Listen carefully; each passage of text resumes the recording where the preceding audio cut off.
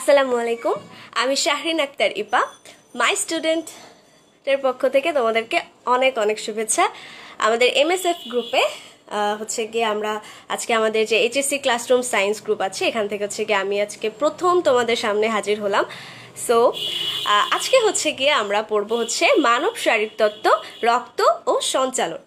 So বন্ধুরা, video শুরু করার আগে তোমরা আগে আমাকে বলো যে আমার ভয়েস তোমাদের কাছে ক্লিয়ার কিনা এবং আমি যা লিখে রেখেছি সেটা তোমরা দেখতে পাচ্ছ কিনা। ভিডিও অ্যান্ড ভয়েস ক্লিয়ার আছে কিনা সেটা আমাকে একটু কমেন্ট করে জানাও। আমি এক্ষুনি আমাদের পড়া শুরু করে দিব।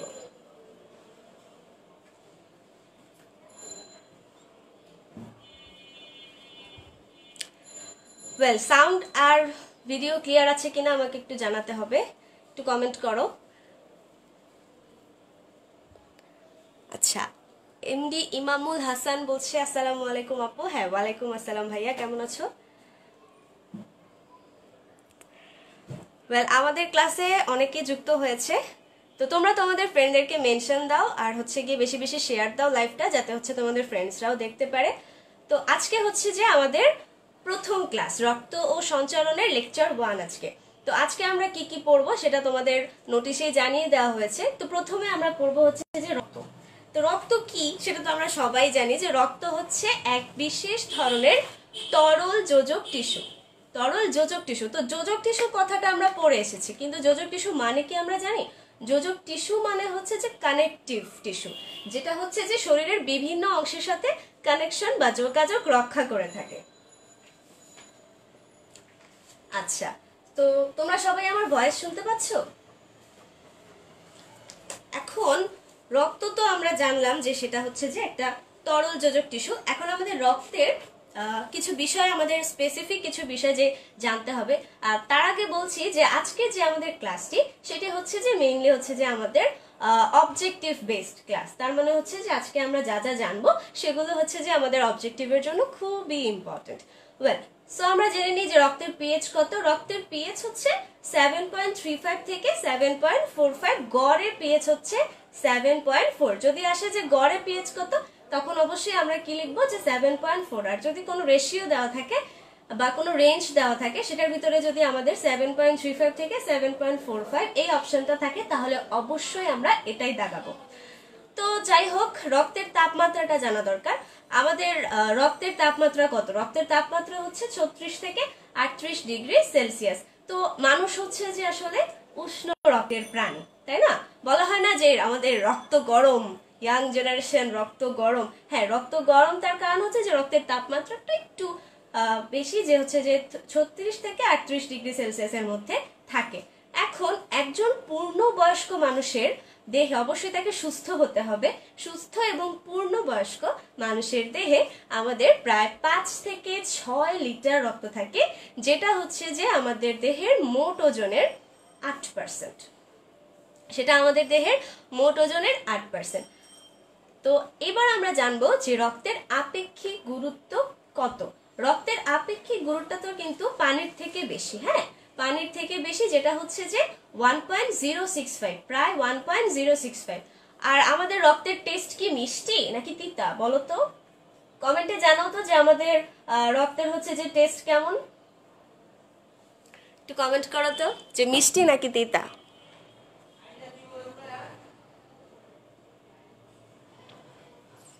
আচ্ছা, কেউ বলতে পারছো না? কমেন্ট করো তো।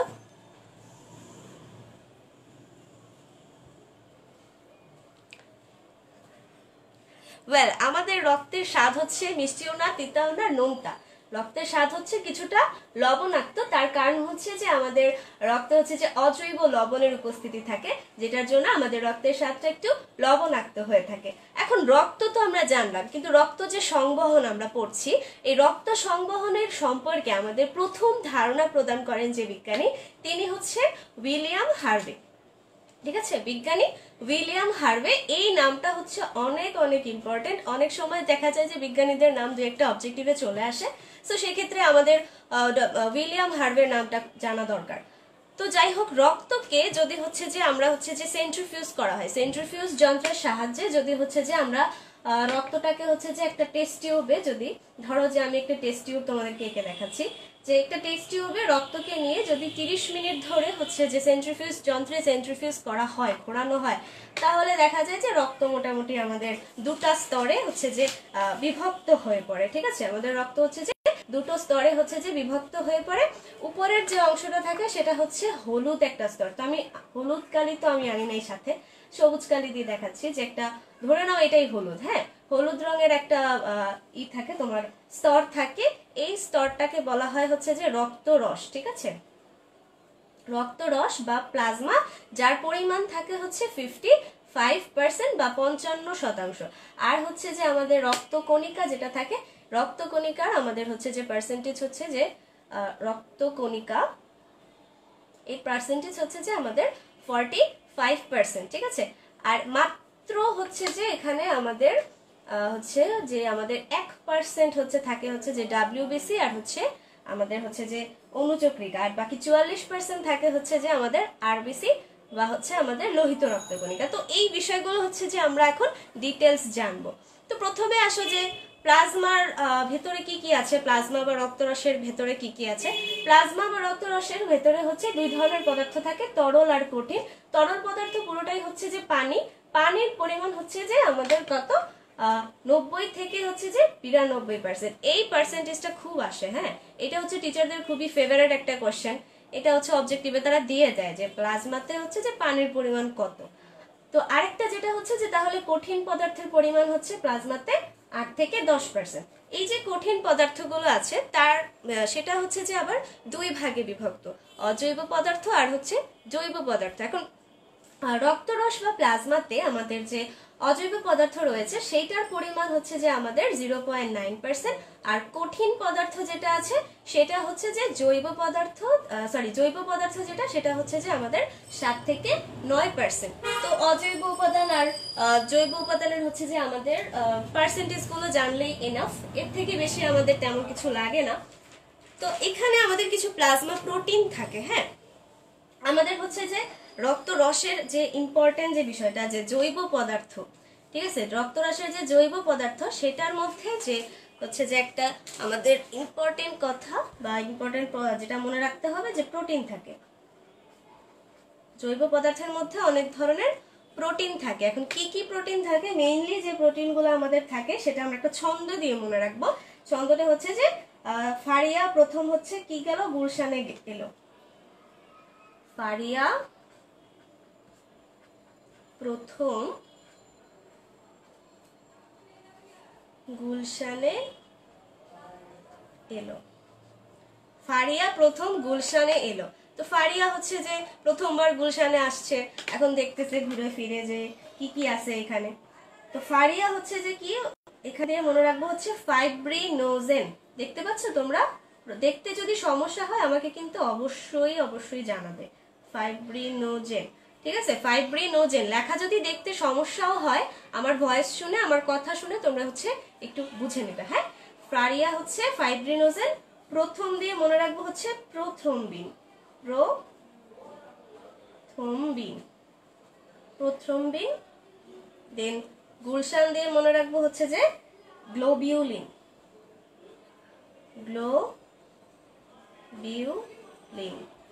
গুলশান হচ্ছে গ্লোবিউলিন। আর এলো দিয়ে মনে রাখবো যে হচ্ছে যে আমাদের অ্যালবুমিন, অ্যালবুমিন। তো এই যে অ্যালবুমিন প্রোটিনটা আছে আমাদের রক্তরসের ভেতরে, ও হচ্ছে যে কি কাজ করে, ও হচ্ছে যে জাস্ট হচ্ছে আমাদের হচ্ছে যে সবচেয়ে বেশি পরিবহন করতে সাহায্য করে, মানে শরীরের যে সমস্ত যে তোমার পদার্থগুলো আছে, ইলেকট্রোলাইটস, দেন হরমোন ইত্যাদি পদার্থ, ও হচ্ছে যে পরিবহনে সবচেয়ে বেশি সাহায্য করে, পরিবহনে সবচেয়ে বেশি, ঠিক আছে, পরিবহনে হচ্ছে সবচেয়ে বেশি আমাদের হেল্প করে, পরিবহনে সবচেয়ে বেশি হচ্ছে যে আমাদের হেল্প করে। আর গ্লোবিউলিন প্রোটিন যেটা আছে, গ্লোবিউলিন প্রোটিন আছে হচ্ছে আমাদের হচ্ছে 3টা, ঠিক আছে, গ্লোবিউলিন প্রোটিন হচ্ছে যে আমাদের 3টা গ্লোবিউলিন প্রোটিন, কি কি, আলফা, বিটা এন্ড দেন হচ্ছে গামা প্রোটিন।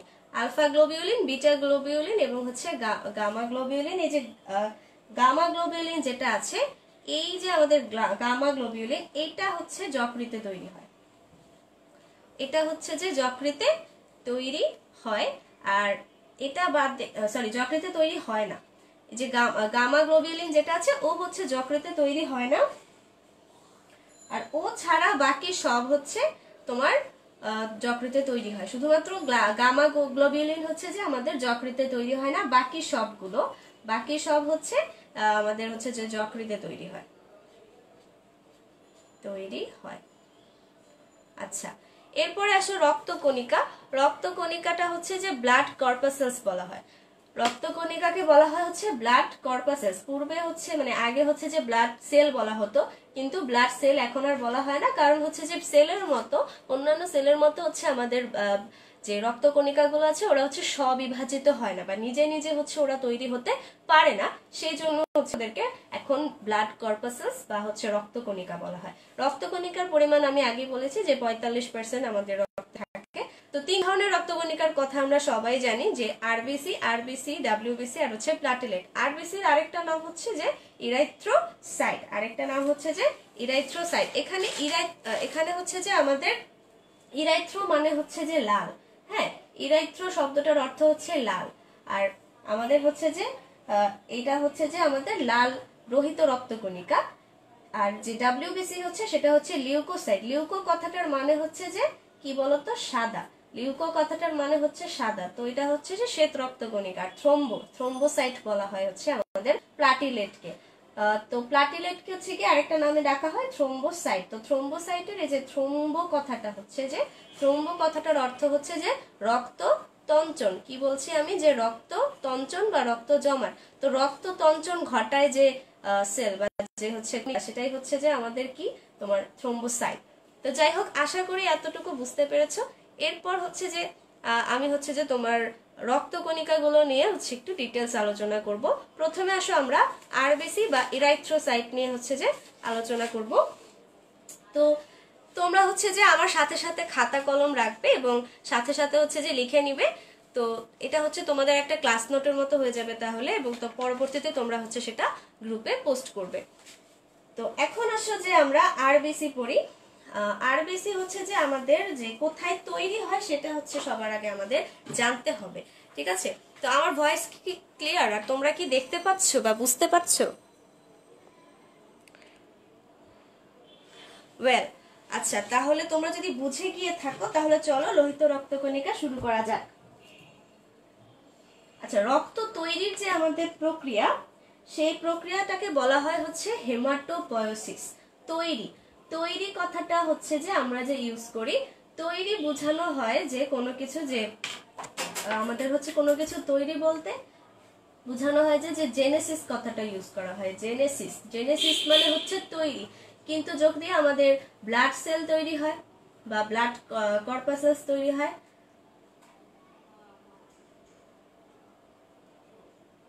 যদি আমাদের ব্লাড কর্পাসেলস তৈরি হয় তাহলে সেই প্রক্রিয়াটা হবে হচ্ছে আমাদের হিমাটোপয়োসিস। সেই প্রক্রিয়াটা কি?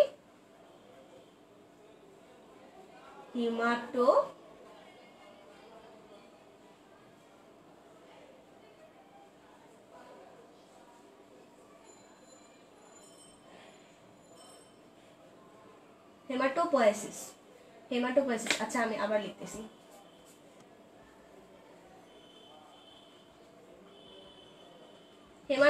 হেমাটোপয়েটের এই যে হেমা কথাটা অর্থ হচ্ছে যে গ্রিক শব্দ হিম থেকে আসছে। হেমাটোপয়েসিস এটা হচ্ছে যে গ্রিক শব্দ হেমা, যেটার অর্থ হচ্ছে হেমা শব্দটা হচ্ছে তোমার গ্রিক শব্দ যেটার অর্থ হচ্ছে যে রক্ত,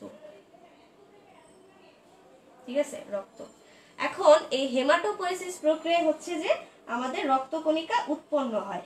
তো লোহিত রক্তকণিকার ক্ষেত্রে যেটা হয় যে আমরা জানি যে লোহিত রক্তকণিকা হচ্ছে যে আমাদের একটা দ্বি অবতল চাকতির মতো দেখতে। কিসের মতো দেখতে? দ্বি অবতল চাকতির মতো দেখতে, যেটা হচ্ছে যে লাল বর্ণের কণিকা এবং অবশ্যই হিমোগ্লোবিন যুক্ত, ঠিক আছে। এখন এর দৈর্ঘ্য, প্রস্থ, ব্যাস, তারপর হচ্ছে স্থূলতা, এইগুলো অতটা আমাদের লাগে না। এখন এইখানে যেটা আমাদের লাগবে যে আমাদের মানে প্রতি হচ্ছে গিয়ে যে আমাদের মানে সবার শরীরে হচ্ছে, মানুষের শরীরে হচ্ছে যে বিভিন্ন বয়সের মানুষের শরীরে হচ্ছে বিভিন্ন সংখ্যক তোমার লোহিত রক্তকণিকা থাকে। সেই সংখ্যাটা হচ্ছে যে আমরা এখন জানবো। তো প্রথমে আসলে যে ভ্রূণ দেহে অর্থাৎ হচ্ছে যে একটা প্রাণ তৈরি হয়েছে সবেমাত্র ভ্রূণ অবস্থায় আছে। তো ভ্রূণ দেহে হচ্ছে এর সংখ্যাটা যদি আমরা বলি, যে আমরা প্রথমে হচ্ছে সংখ্যাটা দেখব। ভ্রূণ দেহের সংখ্যা হচ্ছে আমাদের হচ্ছে গিয়ে যে 80 থেকে 90 লাখ। এই জিনিসগুলো কিন্তু হচ্ছে যে শুনলেই মুখস্থ হয়ে যাওয়ার কথা, ঠিক আছে? শুনতে শুনতে এগুলো হচ্ছে অটোমেটিক মুখস্থ হয়ে যায় বই থেকে, আর তোমাদের হচ্ছে যে জাস্ট একবার রিডিং পড়ে নিলেই হবে এরপরে। তো এরপরে যেটা হচ্ছে যে ভ্রূণ দেহে 80 থেকে 90 লাখ, এটাই হচ্ছে যে সবচেয়ে হাইয়েস্ট। এরপর থেকে হচ্ছে যে কমতে থাকে আমাদের রক্ত, এরপর থেকে হচ্ছে যে কমতে থাকে শিশুর দেহে, অর্থাৎ হচ্ছে যে শিশু মানে ভূমিষ্ঠ হয়ে গেছে শিশুর দেহে হচ্ছে যে আমাদের লোহিত রক্তকণিকার পরিমাণ হচ্ছে 60 থেকে 70 লাখ। 60 থেকে 70 লাখ। এখন পুরুষ আর মহিলাদের ক্ষেত্রে একটু তফাৎ দেখা যায়, যে যারা আমাদের হচ্ছে গিয়ে মেল আছে, মেলদের দেহে হচ্ছে যে থাকে 54 লাখের মতো। আর এটা কিন্তু হচ্ছে যে প্রতি ঘন সেন্টিমিটার রক্তে, পার সিসি, প্রতি সিসিতে বললাম কিন্তু, হ্যাঁ সবগুলো একসাথে লিখে দিলাম। দেন হচ্ছে যে আমাদের ফিমেল যারা আছে, ফিমেলদের দেহে থাকে হচ্ছে যে আমাদের 48 লাখ। হ্যাঁ 48 লাখ হচ্ছে যে আমাদের এরিথ্রোসাইট বা হচ্ছে আমাদের আরবিসি থাকে। এখন এরিথ্রোসাইট হচ্ছে যে আমাদের যখন তৈরি হয়, তোমার এরিথ্রোসাইট হচ্ছে যখন হচ্ছে তৈরি হয়, তখন দেখা যায় যে এরা হচ্ছে এরিথ্রোব্লাস্ট বলে এদেরকে। এরা কোথা থেকে তৈরি হয়? যেমন মানব ভ্রূণের যখন 3 সপ্তাহ বয়স থাকে, যেমন মানব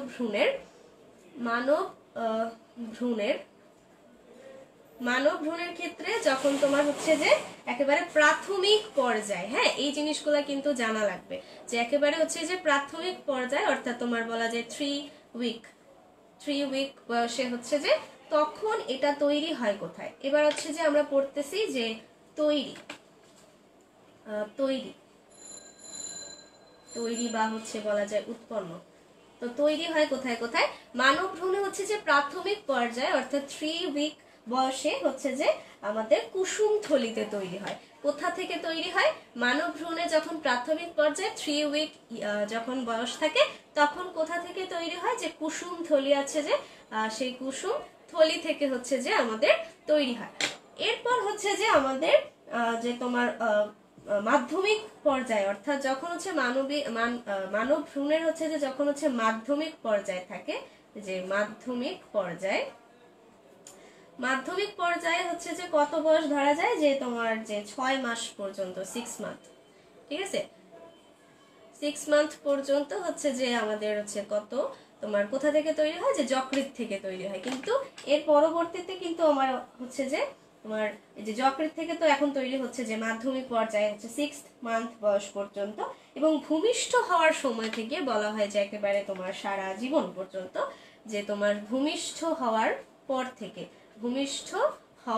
থেকে একটা শিশু যখন ভূমিষ্ঠ হয়ে যায়, তারপর থেকে ভূমিষ্ঠ হওয়ার পর থেকে হচ্ছে যে আমাদের একেবারে তোমার কি বিভিন্ন অস্থি রয়েছে। কি কি অস্থি? সেগুলা হচ্ছে যে আমাদের তোমার হচ্ছে যে পরশুকাটা কি? পরশুকা হচ্ছে আমাদের রিবস, ঠিক আছে? এই যে ধরো আমাদের বুকের মাঝ বরাবর যে একটা আমাদের অস্থি রয়েছে, এই অস্থির চারদিকে হচ্ছে যে এরকম করে বের হয়, এগুলা হচ্ছে আমাদের রিবস বা পরশুকা। This is sternum. আমি তো তোমাদের হচ্ছে যে 7ম অধ্যায়ে যেটা আছে জুওলজির অস্থির যে চ্যাপ্টারটা, ওটা তোমরা পড়েছো কিনা আমি জানি না। তো যারা পড়েছো তারা হয়তো জানো, বাট যারা পড়োনি তাদের জন্য বলে দিচ্ছি যে এগুলো হচ্ছে পরশুকা, সরি, আর এটা হচ্ছে যে আমাদের স্টারনাম। তো পরশুকা, দেন হচ্ছে যে আমাদের কশেরুকা তোমরা কি জানো? কশেরুকা হচ্ছে মেরুদণ্ডের যে আমাদের এক একটা হাড়ের খণ্ড, সেগুলোকে বলা হয় হচ্ছে যে কশেরুকা। আর হচ্ছে স্টারনাম, আর হচ্ছে শ্রোণীচক্র হচ্ছে যে কোমরের যে হাড়, সেগুলো। তো শ্রোণীচক্র, এই যে আমাদের হাড়গুলোর কথা বললাম, এই সমস্ত হাড়ের বা এই সমস্ত অস্থির হচ্ছে গিয়ে যে অস্থি মজ্জা রয়েছে, যে এই সমস্ত অস্থির হচ্ছে যে অস্থি মজ্জায় রয়েছে, যে আমাদের অস্থি মজ্জায় অবস্থিত হচ্ছে গিয়ে বড় বড় নিউক্লিয়াস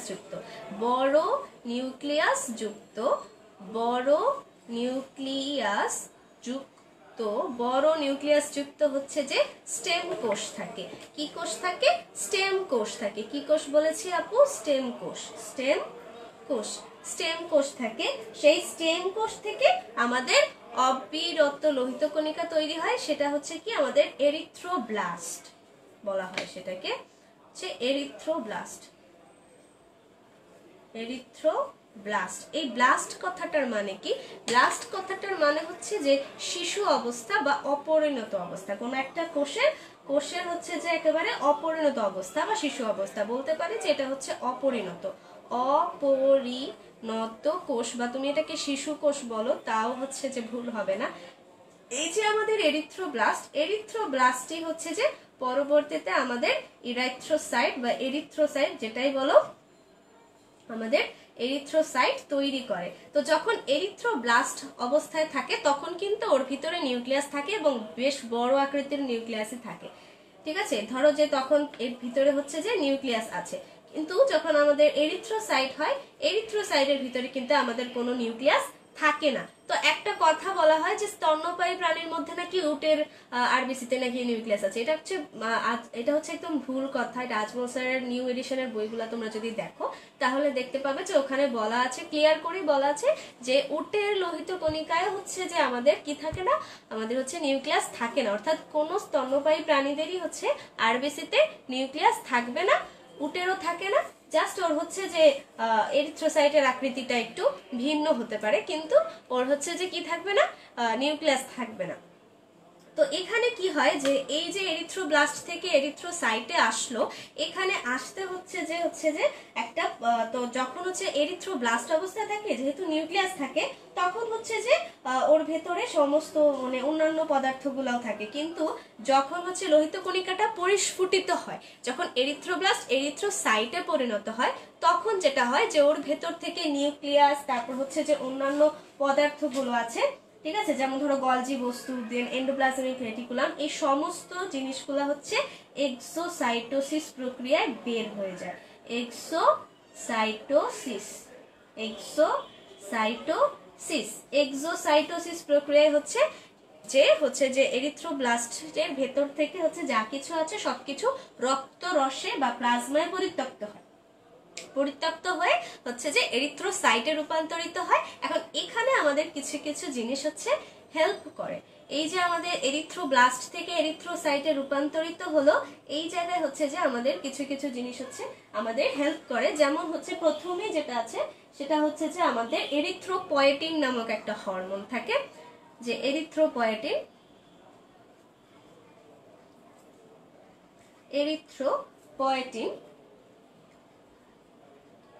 এরিথ্রোপয়েটিন যে হরমোনটা, ও হচ্ছে যে এটা কে নিঃসরণ করে? ও হচ্ছে যে বৃক্ক হচ্ছে এই হরমোনটা নিঃসরণ করে। আর যেটা হচ্ছে যে হেল্প করে সেটা হচ্ছে ভিটামিন বি12। ভিটামিন বি12 হচ্ছে যে আমাদের এরিথ্রোসাইট হচ্ছে তৈরিতে সাহায্য করে, বা লোহিত রক্তকণিকা তৈরিতে সাহায্য করে। এখন এক্সোসাইটোসিস প্রক্রিয়া কিন্তু হচ্ছে কি হচ্ছে যে এরিথ্রোব্লাস্টের ভিতরে যা যা ছিল, নিউক্লিয়াস সহ যে অন্যান্য অঙ্গাণু ছিল, সবকিছু রক্তরসে পরিত্যক্ত হচ্ছে। কিন্তু যে প্রক্রিয়ায় এরিথ্রোসাইট তৈরি হয় সেই প্রক্রিয়াটার নাম কি? সেই প্রক্রিয়াটার নাম হচ্ছে আমাদের এরিথ্রোপয়োসিস। আমি এখানে ছোট্ট করে লিখলে তোমরা কি দেখবে? আচ্ছা, আমি হচ্ছে যে কোথায় লিখবো, এখানে লিখে দিচ্ছে যে এই প্রক্রিয়াটা হচ্ছে যে এরিথ্রোপয়োসিস।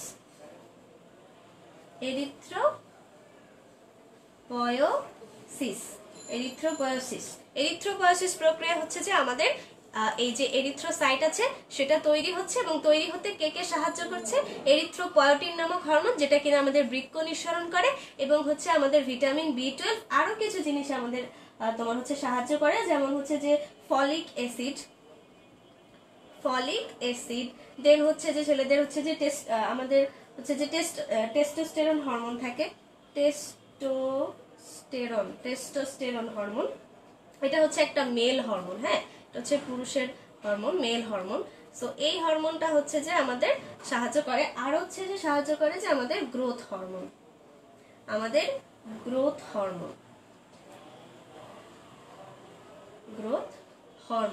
সো আমাদের কি কি সাহায্য করছে এরিথ্রোপয়েসিস প্রক্রিয়ায়? আমাদের এরিথ্রোপয়েটিন হরমোন সাহায্য করছে, ভিটামিন বি12 সাহায্য করছে, ফলিক অ্যাসিড সাহায্য করছে, টেস্টোস্টেরন আর হচ্ছে গ্রোথ হরমোন সাহায্য করছে। তো এই যে এরিথ্রোসাইটের প্রক্রিয়াটা আমি বুঝালাম, তো তোমরা কি এতটুকু বুঝতে পেরেছো? আচ্ছা, আরেকটা বিষয় সেটা হচ্ছে যে আমাদের যে এরিথ্রোসাইট আছে ওর দুটো কাজ আছে।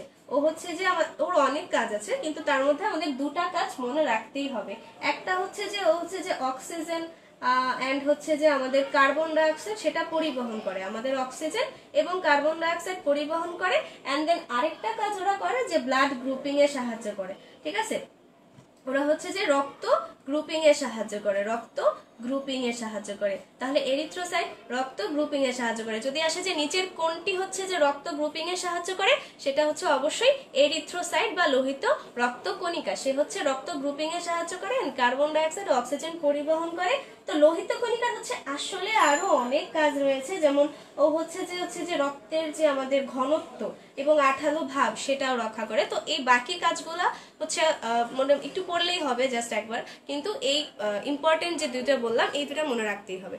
তো এখন এর মধ্যে তোমাদের কোনো সমস্যা আছে কিনা আমাকে বলো, আমি পরবর্তীতে তোমাদের WBC তে চলে যাব।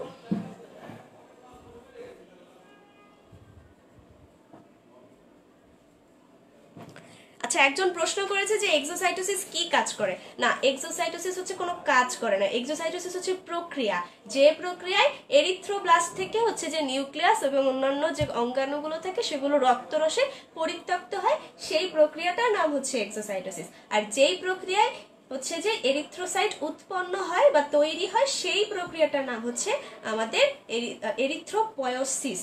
সো এরিথ্রোপয়োসিস আর এক্সোসাইটোসিস এগুলা দুইটা গোলাইলে হবে না, একদমই যেন প্যাচ না খায়। আর এইটাতে হচ্ছে সাহায্য করে একটা হরমোন, সেটা হচ্ছে এরিথ্রোপয়েটিন হরমোন, আর একটা হচ্ছে গ্রোথ হরমোন। তো আশা করি তোমরা বুঝতে পেরেছো। তো চলো এখন তাহলে আমরা হচ্ছে শ্বেত রক্তকণিকাতে যাই।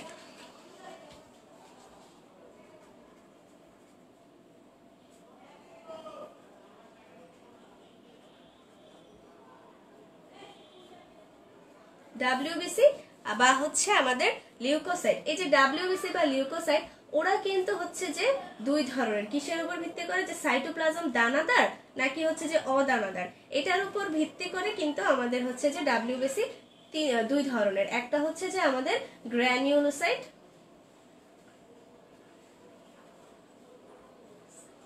এবং আরেকটা হচ্ছে যে আমাদের অ্যাগ্রানিউলোসাইট। অ্যাগ্রানিউলোসাইট। এখন অ্যাগ্রানিউলোসাইট আর গ্র্যানিউলোসাইটের ক্ষেত্রে দেখো যে গ্র্যানিউলোসাইটের মধ্যে এই গ্রানা মানে হচ্ছে যে দানা, হ্যাঁ? তো এই দানা আছে যেটাতে সেটা হচ্ছে যে গ্র্যানিউলোসাইট, আর দানা হচ্ছে যে যেটাতে নেই সেটা হচ্ছে যে আমাদের অ্যাগ্রানিউলোসাইট। এখন এই যে আমাদের শ্বেতরক্ত কণিকা রয়েছে এটাকে হচ্ছে যে কয় ভাগে ভাগ করা যায়? দুই ভাগে, গ্র্যানিউলোসাইট এবং হচ্ছে অ্যাগ্রানুলোসাইট। গ্র্যানিউলোসাইট এবং হচ্ছে অ্যাগ্রানুলোসাইট। এই গ্র্যানিউলোসাইট হচ্ছে আবার আমাদের তিন ধরনের। কয় ধরনের? তিন ধরনের। কি কি? একটা হচ্ছে যে আমাদের নিউট্রোফিল, নিউট্রোফিল, নিউট্রোফিল। দেন আরেকটা হচ্ছে যে আমাদের বেজোফিল, বেজোফিল। দেন আরেকটা হচ্ছে যে আমাদের eosinophil, eosinophil, basophil, neutrophil and then হচ্ছে ইউসিনোফিল। কারো যদি হচ্ছে যে লেখা বুঝতে অসুবিধা হয় সে আমার কথাটা মনোযোগ দিয়ে শোনো, তাহলে লেখাটা তুমি কি লিখছি সেটা মুখে যেহেতু বলে দিচ্ছি বুঝতে পারবে। আচ্ছা, তাহলে নিউট্রোফিল যেটা এখানে মনে রাখতে হবে যে নিউট্রোফিল হচ্ছে যে আমাদের কয় খণ্ড বিশিষ্ট? বলা হয় যে 2 থেকে 5 খণ্ড বিশিষ্ট, মেইনলি 3 খণ্ড বিশিষ্টই থাকে। এই যে আমাদের নিউট্রোফিল আছে এটা হচ্ছে যে এরকম 3 খণ্ড বিশিষ্ট। আপাতত তত ভালো চিত্র আঁকতে পারি না, যা হোক যতটুকু পারলাম। এখানে নিউক্লিয়াস হচ্ছে যে এদের নিউক্লিয়াসটা নিউ দিয়ে লিখলাম, হ্যাঁ বুঝে নিও। নিউক্লিয়াসটা হচ্ছে আমাদের 2 থেকে 5 খণ্ড বিশিষ্ট। বেজোফিলের ক্ষেত্রে হচ্ছে যে মোটামুটি 2 খণ্ড বিশিষ্ট বলা যায়। বা তোমার হচ্ছে যে এটা হচ্ছে যে আমাদের বেজোফিল যেটা আছে যে এটা হচ্ছে যে আমাদের 2 খণ্ড বিশিষ্ট নিউক্লিয়াস।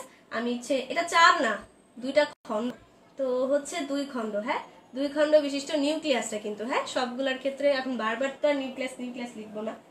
দেন হচ্ছে আমাদের ইউসিনোফিল যেটা, ইউসিনোফিলও হচ্ছে যে 2 খণ্ড বিশিষ্ট নিউক্লিয়াস। ও ইউসিনোফিলের হচ্ছে যে দুই খণ্ড বিশিষ্ট নিউক্লিয়াস থাকে, ঠিক আছে, 2 খণ্ড। এখন এখানে যেটা আছে যে আমাদের বেজোফিল, যেটা ফিল শব্দটার অর্থ কি? ফিল, ফিল শব্দটার অর্থ বোঝায় যে আকর্ষী। বেজোফিল মানে হচ্ছে যে বেজ মানে ক্ষার, ফিল মানে আকর্ষী, তাহলে কি বোঝায় যে ক্ষার আকর্ষী। ও যেহেতু নিজে ক্ষার আকর্ষী, ক্ষারের প্রতি তার আকর্ষণ, তার মানে ওর সাইটোপ্লাজমটা হচ্ছে, ওর সাইটোপ্লাজমটা কি হবে তাহলে? অবশ্যই অম্লীয় হবে বা অ্যাসিডীয় হবে। সাইটোপ্লাজম অ্যাসিডীয়, তার কারণ হচ্ছে যে যে হচ্ছে নিজে অ্যাসিডীয়, তার কিসের প্রতি আকর্ষণ? ক্ষারের প্রতি আকর্ষণ। হচ্ছে ছেলের হচ্ছে যে মেয়েদের প্রতি আকর্ষণ, আর মেয়েদের হচ্ছে যে ছেলেদের প্রতি আকর্ষণ, সেরকম। দেন ইউসিনোফিলের ক্ষেত্রে যে ফিল হচ্ছে যে কি? আকর্ষী। ইউসিনোফিল হচ্ছে অ্যাসিড আকর্ষী, তার মানে ওর সাইটোপ্লাজমটা কেমন হবে? ওর যে সাইটোপ্লাজমটা হবে, ওর সাইটোপ্লাজমটা হবে হচ্ছে যে ক্ষারীয়, ক্ষারীয় সাইটোপ্লাজম হবে। কারণ হচ্ছে যে ও হচ্ছে যে নিজে হচ্ছে যে ইউসিনোফিল, যে হচ্ছে অ্যাসিডের প্রতি হচ্ছে তার আকর্ষণ, যার আকর্ষণ অ্যাসিডের প্রতি, সে হচ্ছে যে নিজে ক্ষারীয়। নিজে ক্ষারীয়, আকর্ষণ কার প্রতি? অ্যাসিডের প্রতি। নিজে ক্ষারীয়, আকর্ষণ অ্যাসিডের প্রতি। নিজে অ্যাসিডীয় বেজোফিল, আকর্ষণ কার প্রতি? ক্ষারের প্রতি, আকর্ষণ ক্ষারের প্রতি। কিন্তু নিউট্রোফিল বেচারা হচ্ছে মাঝামাঝি, ওর হচ্ছে যে তেমন কোনো ফিলিংসই নাই, জাস্ট হচ্ছে মাঝামাঝি, ঠিক আছে, অ্যাসিড আর ক্ষারের হচ্ছে মাঝামাঝি। আর যেটা হচ্ছে যে আমাদের কিছু টেস্ট আছে, যেমন রঞ্জক পদার্থ আমরা টেস্ট করে থাকি, লিশম্যান রঞ্জক বলা হয়। তো লিশম্যান রঞ্জকটা হচ্ছে যে কি, যে আমাদের দেখা যায় যে রং দিয়ে হচ্ছে যে আমরা দেখি যে ওরা হচ্ছে রং নেয় কিনা বা রং ধারণ করে কিনা। তো লিশম্যান রঞ্জকে হচ্ছে নিউট্রোফিল যেটা করে, যে আমাদের নিউট্রোফিল যেটা আছে, আমাদের হচ্ছে যে নিউট্রোফিল হচ্ছে যে কোনো বর্ণ দেয় না, ও হচ্ছে যে নিউট্রাল, নিউট্রোফিল নিউট্রাল, ও হচ্ছে যে নিরপেক্ষ, এটা, ঠিক আছে।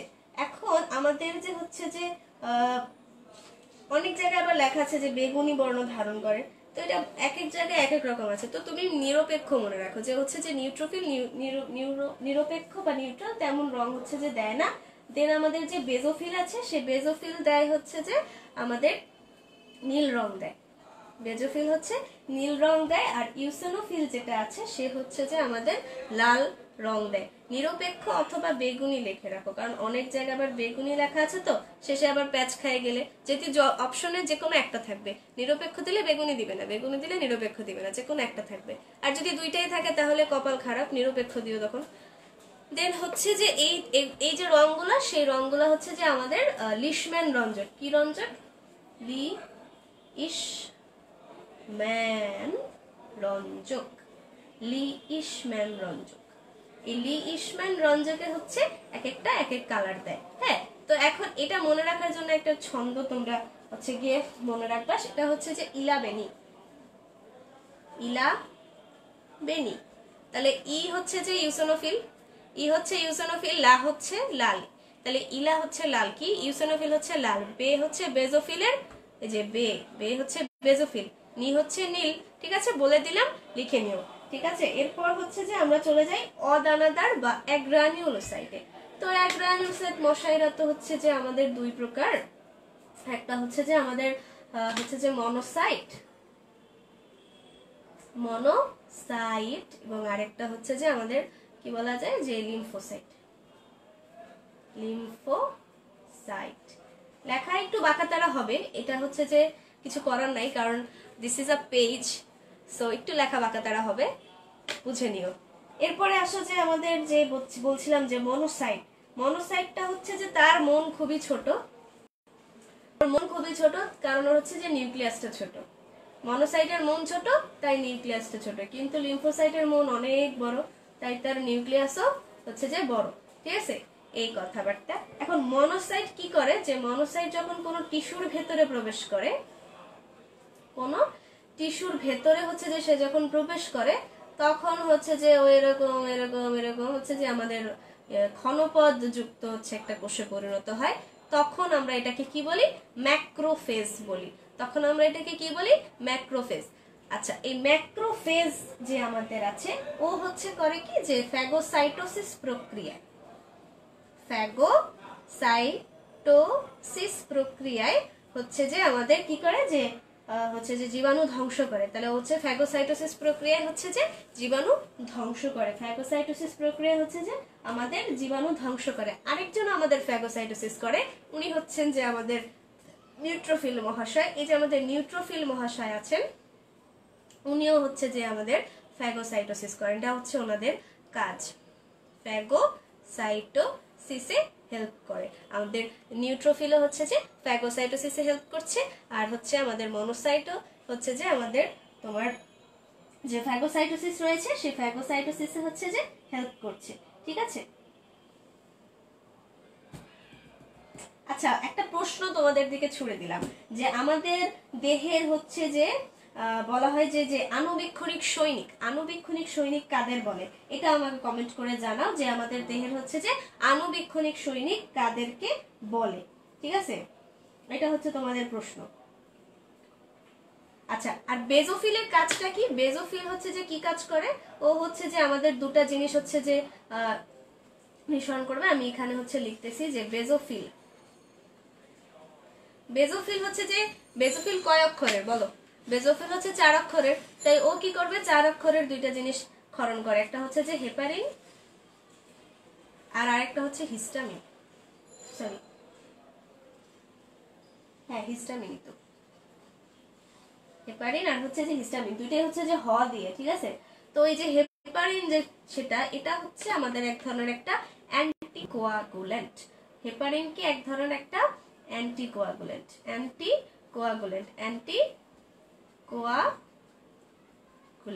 অ্যান্টিকোয়াগুল্যান্টের কাজ হচ্ছে যে রক্ত জমাট বাঁধতে হচ্ছে গিয়ে বাধা দেওয়া। আর হিস্টামিন কি? হিস্টামিন হচ্ছে যে আমাদের রক্ত নালীকে প্রসারিত করে। ও কি করে? যে আমাদের রক্ত নালীকে হচ্ছে যে প্রসারিত করে। আচ্ছা, এখানে যে বিষয়টা আমি বললাম যে হচ্ছে যে বেজোফিল হচ্ছে 4 অক্ষরের, হ্যাঁ বেজোফিল হচ্ছে যে 4 অক্ষরের, হেপারিন হচ্ছে যে হেপারিনও 4 অক্ষরের, হিস্টামিনের যুক্ত বর্ণটাকে একটা অক্ষর ধরলে হিস্টামিন হচ্ছে যে 4 অক্ষরের। তাহলে 4 অক্ষর মিলে গেছে। তাহলে বেজোফিল কি কি তৈরি করে? হেপারিন তৈরি করে, হিস্টামিন তৈরি করে। মনে থাকবে এরপর থেকে? ওকে, আচ্ছা এরপরে আসো মনোসাইটের কথা, যেটা বলছিলাম যে ও হচ্ছে যে ফ্যাগোসাইটোসিস প্রক্রিয়া হচ্ছে যে ধ্বংস করে হচ্ছে। আর লিম্ফোসাইট, লিম্ফোসাইট হচ্ছে যে আমাদের দুই প্রকার, একটা হচ্ছে আমাদের বি লিম্ফোসাইট আর একটা হচ্ছে যে আমাদের টি লিম্ফোসাইট। বি লিম্ফোসাইট আর হচ্ছে যে টি লিম্ফোসাইট। আমাদের যে লিম্ফোসাইট আছে সেটা হচ্ছে দুই প্রকার, বি লিম্ফোসাইট আর হচ্ছে টি লিম্ফোসাইট।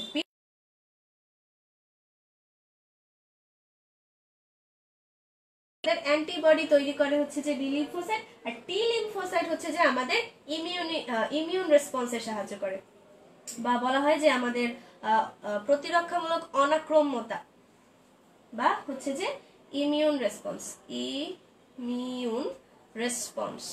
ইমিউন রেসপন্স অথবা বলা যায় যে অনাক্রম্যতায় সাড়া দান করা। এই কাজটা করে হচ্ছে ওরা। আর আরেক ধরনের লিম্ফোসাইটের কথা আমাদের হচ্ছে যে আলিম স্যারের বইতে আছে, সেটা হচ্ছে এনকে সেল। এনকে সেলটা হচ্ছে যে ওরা হচ্ছে খুনি কোষ। ওরা হচ্ছে যে জন্মগতভাবে হচ্ছে যে খুনি। ওরা হচ্ছে যে পাইলেই কিছুকে একদম মানে মেরে ফেলবে, খুন করে ফেলবে। তো যাই হোক, এই ছিল আমাদের মোটামুটি যা যা ইম্পর্টেন্ট সেগুলা বললাম। তো এরপর চলে যাই হচ্ছে, তোমরা এটা বুঝতে পারছো?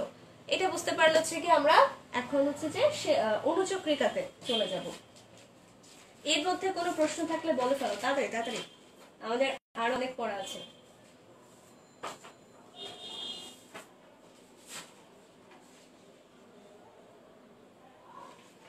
ওয়েল, এইটুকু তোমরা বুঝতে পারলে।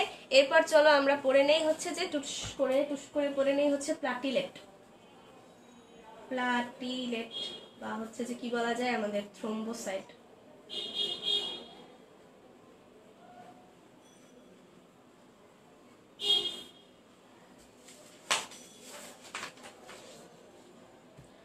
তো থ্রোম্বোসাইটের, থ্রোম্বো কথাটার মানে আগেই বলেছিলাম যে কি বলতো, এটা হচ্ছে যে রক্ততঞ্চন ঘটায়। রক্ততঞ্চন বা হচ্ছে যে আমাদের রক্ত জমাট বাঁধতে সাহায্য করে। শরীরে কোনো রক্তনালী কেটে গেলে ওরা হচ্ছে যে সাহায্য করে রক্ত জমাট বাঁধতে। ওদের আয়ুষ্কালটা মনে রাখতে হবে। ও আচ্ছা, আরবিসির যে আয়ুষ্কাল, আমি আরেকবার আরবিসির আয়ুষ্কালটা বলে দিচ্ছি, যে তোমরা জানো এটা হচ্ছে কমন ব্যাপার, সব জায়গায় আসে, খুবই কমন এবং খুবই ইজি। তাও যেন কেন জানি স্টুডেন্টরা এটা ভুল করে। তো যাই হোক, এর আয়ুষ্কাল হচ্ছে 4 মাস বা 120 দিন, সেটা হচ্ছে আরবিসির ক্ষেত্রে। আর আমাদের প্লাটিলেটের যে যে আমাদের অনুচক্রিকা আছে তার আয়ুষ্কাল হচ্ছে এক এক বইতে তো এক এক রকম লেখা, কিন্তু মোটামুটি বলা যায় যে আমাদের হচ্ছে যে 8 থেকে 12 দিন। হ্যাঁ, এটা হচ্ছে যে দিবা, এই অপশনটা থাকলে এটা দেখাবা যে 8 থেকে 12 দিন। গড়ে বলা যায় যে গড়ে কতদিন, গড়ে হচ্ছে যে 8 থেকে 12 দিন হচ্ছে ওদের আয়ুষ্কাল। কি বললাম? আয়ুষ্কাল। আয়ুষ্কাল মনে রাখবা যে 8 থেকে 12 দিন, আয়ুষ্কাল 8 থেকে 12 দিন। 12 দিন। এখন ও কি করে, যে আমাদের প্লাটিলেটটা আছে, ও হচ্ছে যে আমাদের একটা পদার্থ ক্ষরণ করে, একটা পদার্থ হচ্ছে ক্ষরণ করে। কি পদার্থ? সেটা হচ্ছে সেরোটোনিন। সেরোটোনিন।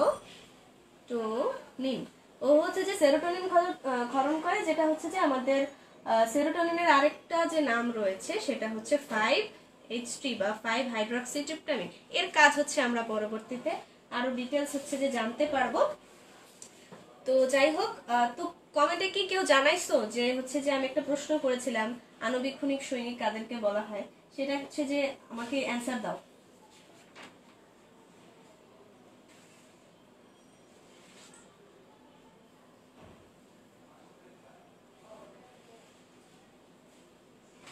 আচ্ছা, সেরোটোনিন যেটা আছে, এই সেরোটোনিনটা হচ্ছে যে আমাদের রক্তনালীর সংকোচন ঘটায়। রক্তনালীর সংকোচন ঘটায়। রক্তনালীর সংকোচন ঘটায়। রক্তনালীর হচ্ছে যে সংকোচন ঘটায় যখন হচ্ছে যে আমাদের শরীরের কোথাও কেটে যায়, তখন যাতে অধিক পরিমাণে রক্তক্ষরণ হতে না পারে, রক্তক্ষরণ বন্ধ করার জন্য হচ্ছে যে আমাদের রক্তনালীর সংকোচন ঘটায় দেয়। ঠিক আছে, সংকোচন ঘটায় দেয়। রক্তনালীর কি ঘটায় দেয়? যে সংকোচন ঘটায় দেয়। রক্তনালীর কি ঘটায়? রক্তনালীর হচ্ছে যে আমাদের সংকোচন ঘটায়। রক্তনালীর কি ঘটায়? সংকোচন ঘটায় হচ্ছে যে আমাদের রক্ততঞ্চনে সহায়তা করে, এবং রক্তক্ষরণ যে হয় সেটা হচ্ছে যে বন্ধ করে দেয়। রক্তক্ষরণ বন্ধ করে দেয়। আচ্ছা, রক্তক্ষরণ বন্ধ করে দিল। তোমাদের কমেন্টস দেখতে পাচ্ছি না, একটু লেট করে মনে হয় আসতেছে সবকিছু। আচ্ছা, আমার পড়া কি বুঝতে পারছো? কোনো অসুবিধা হচ্ছে কিনা?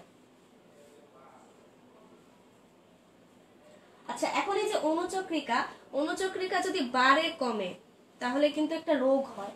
মনে করো যে অনুচক্রিকা হচ্ছে যে স্বাভাবিকের অপেক্ষা যে বেড়ে গেল, স্বাভাবিকের অপেক্ষা বেড়ে গেল, তাহলে যে রোগটা হবে সেটা হচ্ছে কি বলতো? বেড়ে গেলে হয় হচ্ছে সিস, থ্রোম্বোসাইটোসিস। কি হবে? বেড়ে গেলে হবে হচ্ছে যে থ্রোম্বোসাইটোসিস। আর যদি হচ্ছে যে কমে যায়, কমে গেলে কি হবে বলতো? কমে গেলে হবে হচ্ছে যে থ্রোম্বোসাইটোপেনিয়া।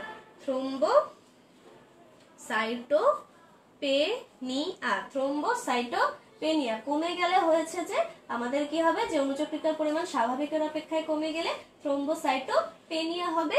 আর যদি হচ্ছে বেড়ে যায় বা বেড়ে যায় তাহলে হচ্ছে থ্রোম্বোসাইটোসিস হবে, সেটা হচ্ছে প্লাটিলেট। আর হ্যাঁ, যারা হচ্ছে যে আরবিসি যেখানে লিখেছো, আরবিসি না, হচ্ছে যে লিউকোসাইট বা ডাব্লিউবিসি যেখানে লিখেছো, ওইটার পাশে যদি জায়গা থাকে একটু ছোট্ট করে লিখে দাও যে ডাব্লিউবিসি যদি বেড়ে যায় বা লিউকোসাইট যদি হচ্ছে যে আমাদের বেড়ে যায়, তাহলে হচ্ছে যে আমাদের একটা রোগ হয়।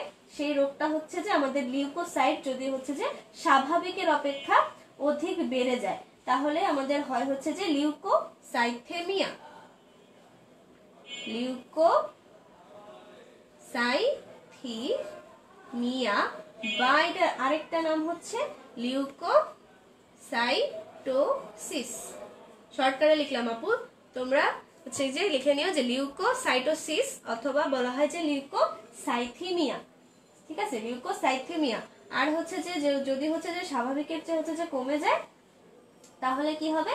স্বাভাবিকের থেকে হচ্ছে যে কমে গেলে ওকে আমরা বলবো যে হচ্ছে যে লিউকোমিয়া।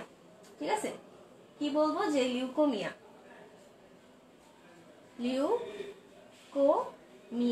এখন এই কমে গেলে আবার দুইটা প্রকার আছে। কমে গেলে যদি হয় যে আমাদের ডাব্লিউবিসি কমে যায়, তাহলে আরেকটা সমস্যা হয়, সেটা হচ্ছে লিউকোপেনিয়া। এখন লিউকোমিয়া দুটো তো সেম হয়ে গেল, তাই না? না, উত্তর হচ্ছে যে না। লিউকোমিয়া আর লিউকোপেনিয়া যেটা, এই দুটো হচ্ছে যে কখনোই সেম না, দুইটা আলাদা। এটা হচ্ছে যে আমাদের ডাব্লিউবিসি যে জাস্ট কমে গেলে হচ্ছে যে আমাদের লিউকোপেনিয়া হবে, কিন্তু লিউকোমিয়াটা কখন হবে? লিউকোমিয়াটা হচ্ছে যে আমাদের ডাব্লিউবিসি কমে যাবে, লিউকোমিয়াটা হচ্ছে যে আমাদের ডাব্লিউবিসি কমে যাবে, প্লাস হচ্ছে আরবিসি ধ্বংস হবে, প্লাস আরবিসি ধ্বংস যদি হয় যে আমাদের অস্বাভাবিক হারে হচ্ছে যে ডাব্লিউবিসি কমে গেছে প্লাস আরবিসি ধ্বংস হচ্ছে, সেক্ষেত্রে আমরা বলবো যে আমাদের কি হয়েছে, যে আমাদের হচ্ছে যে লিউকোমিয়া হয়েছে, যে ডাব্লিউবিসি কমে যাওয়া প্লাস আরবিসি ধ্বংস। এবং এক্ষেত্রে যেটা হয় যে ব্লাড ক্যান্সার হয়। কি হয় এক্ষেত্রে? ব্লাড ক্যান্সার হয়। ব্লাড ক্যান্সারের রোগীদের কিন্তু খুবই সমস্যা, যে বারবার হচ্ছে যে ব্লাড হচ্ছে চেঞ্জ করতে করতে তো জীবনই শেষ হয়ে যায়। আসলে খুবই টাফ, তবুও মানুষ হচ্ছে বাঁচার আশায় বেঁচে তো থাকে। তো যাই হোক, হচ্ছে যে এই ধরনের রোগ যেন কারো না হয়, সবাই সচেতন থাকো। তো আসো, এই হচ্ছে ডাব্লিউবিসি বাড়লে কমলে যেটা হয় সেটা বললাম। এরপর হচ্ছে যে আমাদের আরবিসি যেটা হচ্ছে, আরবিসিটাও জেনে রাখো। আরবিসিটা হচ্ছে গিয়ে তোমরা জেনে রাখো যে আরবিসি যদি আমাদের বেড়ে যায় স্বাভাবিকের তুলনায়, এই সবগুলোই কিন্তু হচ্ছে স্বাভাবিকের তুলনায় যদি হচ্ছে যে আমাদের আরবিসি বেড়ে যায়, তাহলে যেটা হবে যে হচ্ছে যে পলিসাইথিমিয়া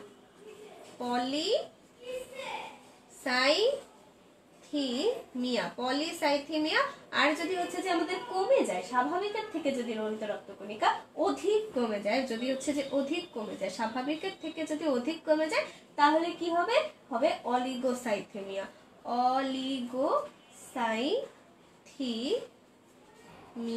অলিগোসাইথেমিয়া। তো যাই হোক, এখন এইগুলা তো আমরা জানলাম। প্লাটিলেটের কথায় আবার ফিরে আসি। প্লাটিলেট হচ্ছে আমাদের রক্ততঞ্চনে সাহায্য করে। রক্ততঞ্চনের এখন আমরা হচ্ছে যে রক্ততঞ্চনের ফ্যাক্টর গুলা জানবো, যে রক্ততঞ্চনে হচ্ছে যে আমাদের কি কি ফ্যাক্টর রয়েছে। তোমরা কি কেউ জানো যে রক্ততঞ্চনের ফ্যাক্টর মোটামুটি আমাদের কয়টা? এতটুকু বুঝতে পেরেছো কিনা, বা তোমাদের কি তোলা হয়েছে? যারা খাতায় তুলছো আমাকে জানো তো।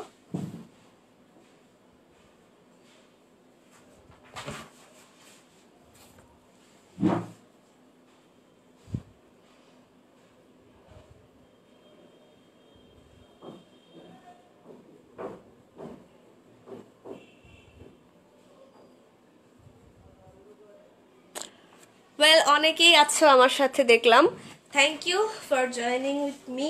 আচ্ছা, এরপরে আসো প্লাটিলেটের কাহিনী শেষ। এখন প্লাটিলেট তো আমাদের রক্ততঞ্চনে সাহায্য করে, এখন আমরা পড়বো হচ্ছে যে রক্ততঞ্চন। এখন রক্ততঞ্চনের হচ্ছে যে ফ্যাক্টর কয়টা? রক্ততঞ্চন বা আমাদের যে ক্লটিং ফ্যাক্টর আছে,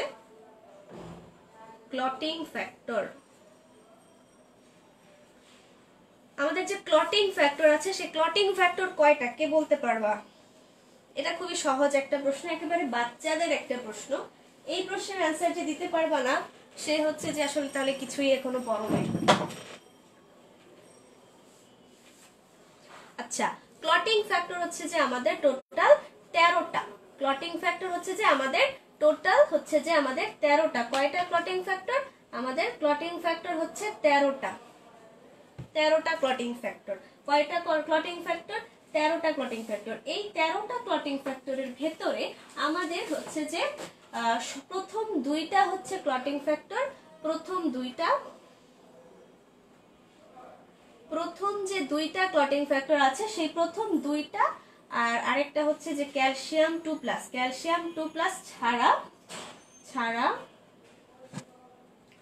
বাকি সবগুলো হচ্ছে যে বিটা গ্লোবিউলিন।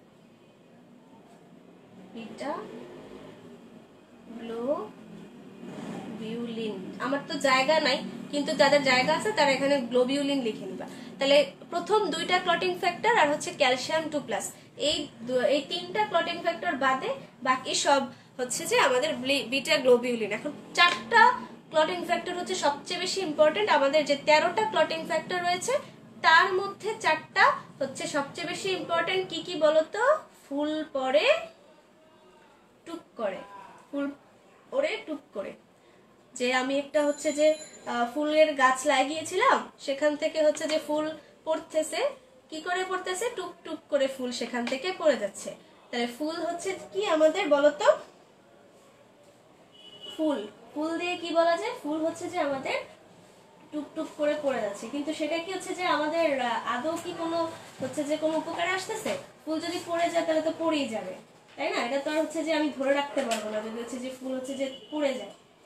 তো যাই হোক, এটা হচ্ছে যে মজা করলাম, কিন্তু আমাদের হচ্ছে যে এটা হচ্ছে একটা ছন্দ, এটা দিয়ে আমরা মনে রাখবো চারটা ক্লটিং ফ্যাক্টর। একটা হচ্ছে যে ফাইব্রিনোজেন,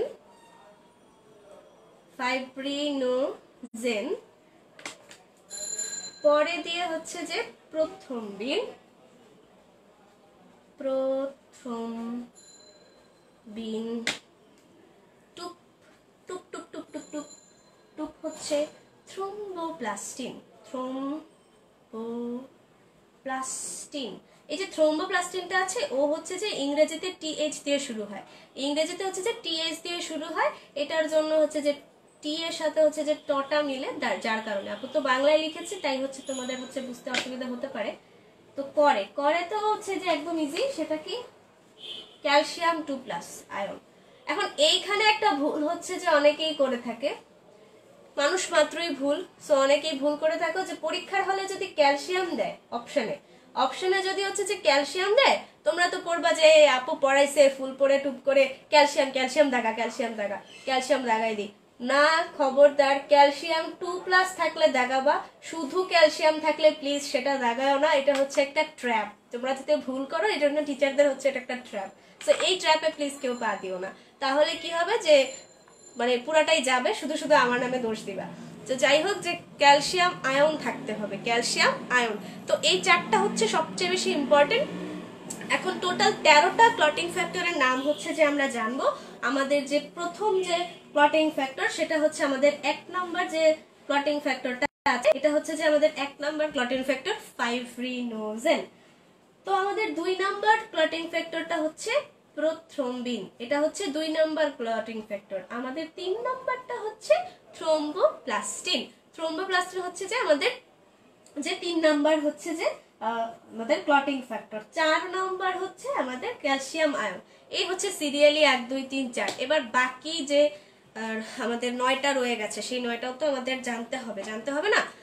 তো এবার আসো যে এই 4টা তো জানলাম, 5 নাম্বারটা কি? আমাদের হচ্ছে যে নাম্বার আর নামগুলো দরকার, নাম্বার আর নামগুলো দরকার। কখনোই হচ্ছে কোন ফ্যাক্টরের কি কাজ এগুলা ইন ডিটেলস এত পড়া লাগবে না, এগুলা এতটা ইন ডিটেলস আসবেও না, আমাদের হচ্ছে যে নামটা জানা লাগবে। ফ্যাক্টর 5, ফ্যাক্টর 5 হচ্ছে যে আমাদের হচ্ছে যে ল্যাবাইল ফ্যাক্টর,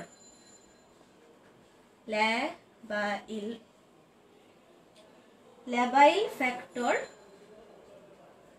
বা হচ্ছে যে আমাদের প্রোঅ্যাক্সেলারিন, প্রোঅ্যাক্সেলারিন, এটা হচ্ছে আমাদের 5 নাম্বার ফ্যাক্টর। 6 নাম্বার ফ্যাক্টরটা হচ্ছে অ্যাক্সেলারিন,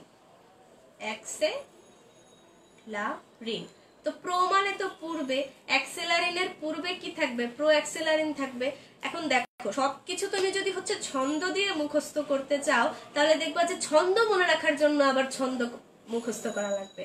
সো এরকম একটা ব্যাপার, এত ছন্দ হয়ে যাবে যে শেষে কোনটার ছন্দ ছিল সেটাই ভুলে যাবা। সো অলরেডি আমি 3টার মতো ছন্দ দিয়ে ফেলছি, 3-4টার মতো আর ছন্দ দিব না হচ্ছে, তাহলে দেখা যাবে যে ছন্দের লোড বেশি হয়ে যাবে। এগুলা সিরিয়াল ওয়াইজ হচ্ছে যে তুমি হচ্ছে যে নাম ধরে মুখস্থ করে ফেলবা। এখন হচ্ছে যে অনেক জায়গায় হচ্ছে অনেক ধরনের চ্যালেঞ্জ চলতেছে, পিরিয়ডিক্যাল চ্যালেঞ্জ চলতেছে, দেখলাম যে পিরিয়ডিক্যাল টেবিল পুরাটা হচ্ছে মুখস্থ করে তারপর ফেসবুকে লাইভে এসে বা ভিডিওতে এসেছে বলতেছে। তো পিরিয়ডিক্যাল টেবিল যদি মুখস্থ করতে পারে মানুষ, তাহলে তোমরা কেন 13টা ফ্যাক্টরের নাম মুখস্থ করতে পারবে না সিরিয়াল ওয়াইজ? এটা তো সহজ কাজ। আচ্ছা, 13টা ফ্যাক্টরের নামগুলো আমি লিখছি, আজান হচ্ছে, হ্যাঁ? তো হচ্ছে যে আমি কথা বলছি না, একটু অফ থাকতেছি, জাস্ট আমি লিখে যাচ্ছি, তোমরা দেখে নাও, হ্যাঁ? আজান শেষ হলে আমি আবার বলবো, তোমরা কেউ যেও না, সাথে থাকো।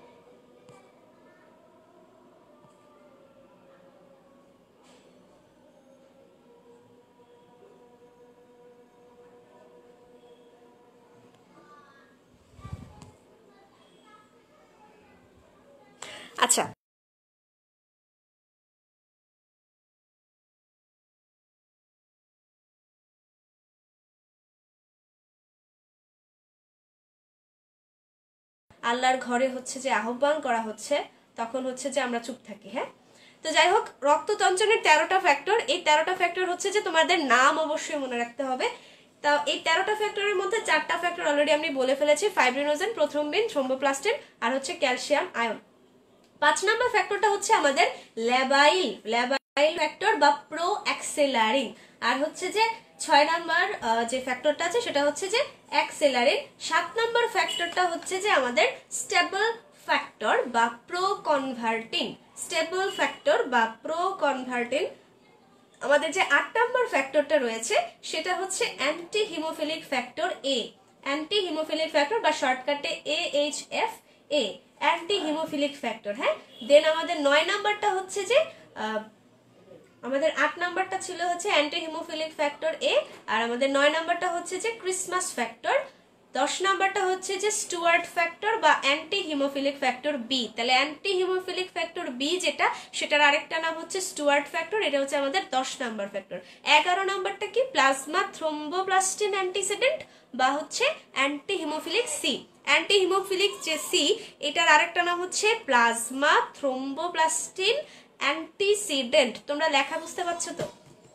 আচ্ছা, দেন 12 নাম্বারটা হচ্ছে হ্যাগমান ফ্যাক্টর, আর 13 নাম্বারটা হচ্ছে fibrin stabilising factor. Fibrin stabilising হচ্ছে যে ফ্যাক্টর। তো এই যে 13টা ফ্যাক্টর আমি বললাম, এই 13টা ফ্যাক্টর হচ্ছে খুব সুন্দর করে খাতায় নোট করে নাও, বা যদি স্ক্রিনশট তুলে রাখতে চাও তুলে রাখতে পারো, তবে খাতায় নোট করাটাই বেস্ট।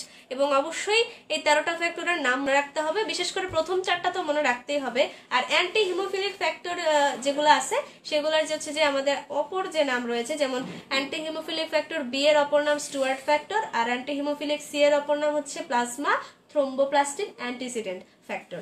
তো এই যে অপর নামগুলো এটা মনে রাখবে। যে অনেক সময় প্রশ্ন আসতে পারে যে ধরো তোমাকে জিজ্ঞেস করলো যে 9 নাম্বার ফ্যাক্টরটা কি, তো তুমি বলবা যে Christmas factor, it's Christmas factor. তো এই যে নামগুলো জাস্ট হচ্ছে যে আমাদের কোনটা কত নাম্বার ফ্যাক্টর এটা একটু আমাদের মনে রাখা লাগবে। সব মনে রাখতে না পারলেও ক্রিসমাস ফ্যাক্টর আর অ্যান্টি হিমোফিলিক গুলো মনে রেখো, আর প্রথম 4টা মনে রেখো, আর এই কয়টা মনে রাখতে পারলে বাকি যে 2-1টা বাদ পড়বে সেগুলো মনে রেখো। সো অ্যাকচুয়ালি তোমাকে সবই মনে রাখতে হবে, তবে একবারে তো আর মুখস্থ হবে না, বারবার পড়তে পড়তে পড়তে পড়তে হচ্ছে যে মুখস্থ করে ফেলবা। তো যাই হোক, যে অ্যান্টি হিমোফিলিক ফ্যাক্টরের যে নামগুলো বললাম, বা কোনো লেখা যদি বুঝতে অসুবিধা হয় তাহলে এখনই বলো, কারণ এরপর হচ্ছে যে আমরা রক্ততঞ্চন পড়বো, যে আজকে যে হচ্ছে যে আমাদের একদম লাস্ট টপিক এবং সবচেয়ে হট টপিক আমাদের রক্ততঞ্চন, সেটা আমরা শুরু করব। তার আগে হচ্ছে যে তোমরা বুঝতে পারছো কিনা বা কোনো সমস্যা আছে কিনা এটার সাথে, সেটা একটু আমাকে বলে দাও।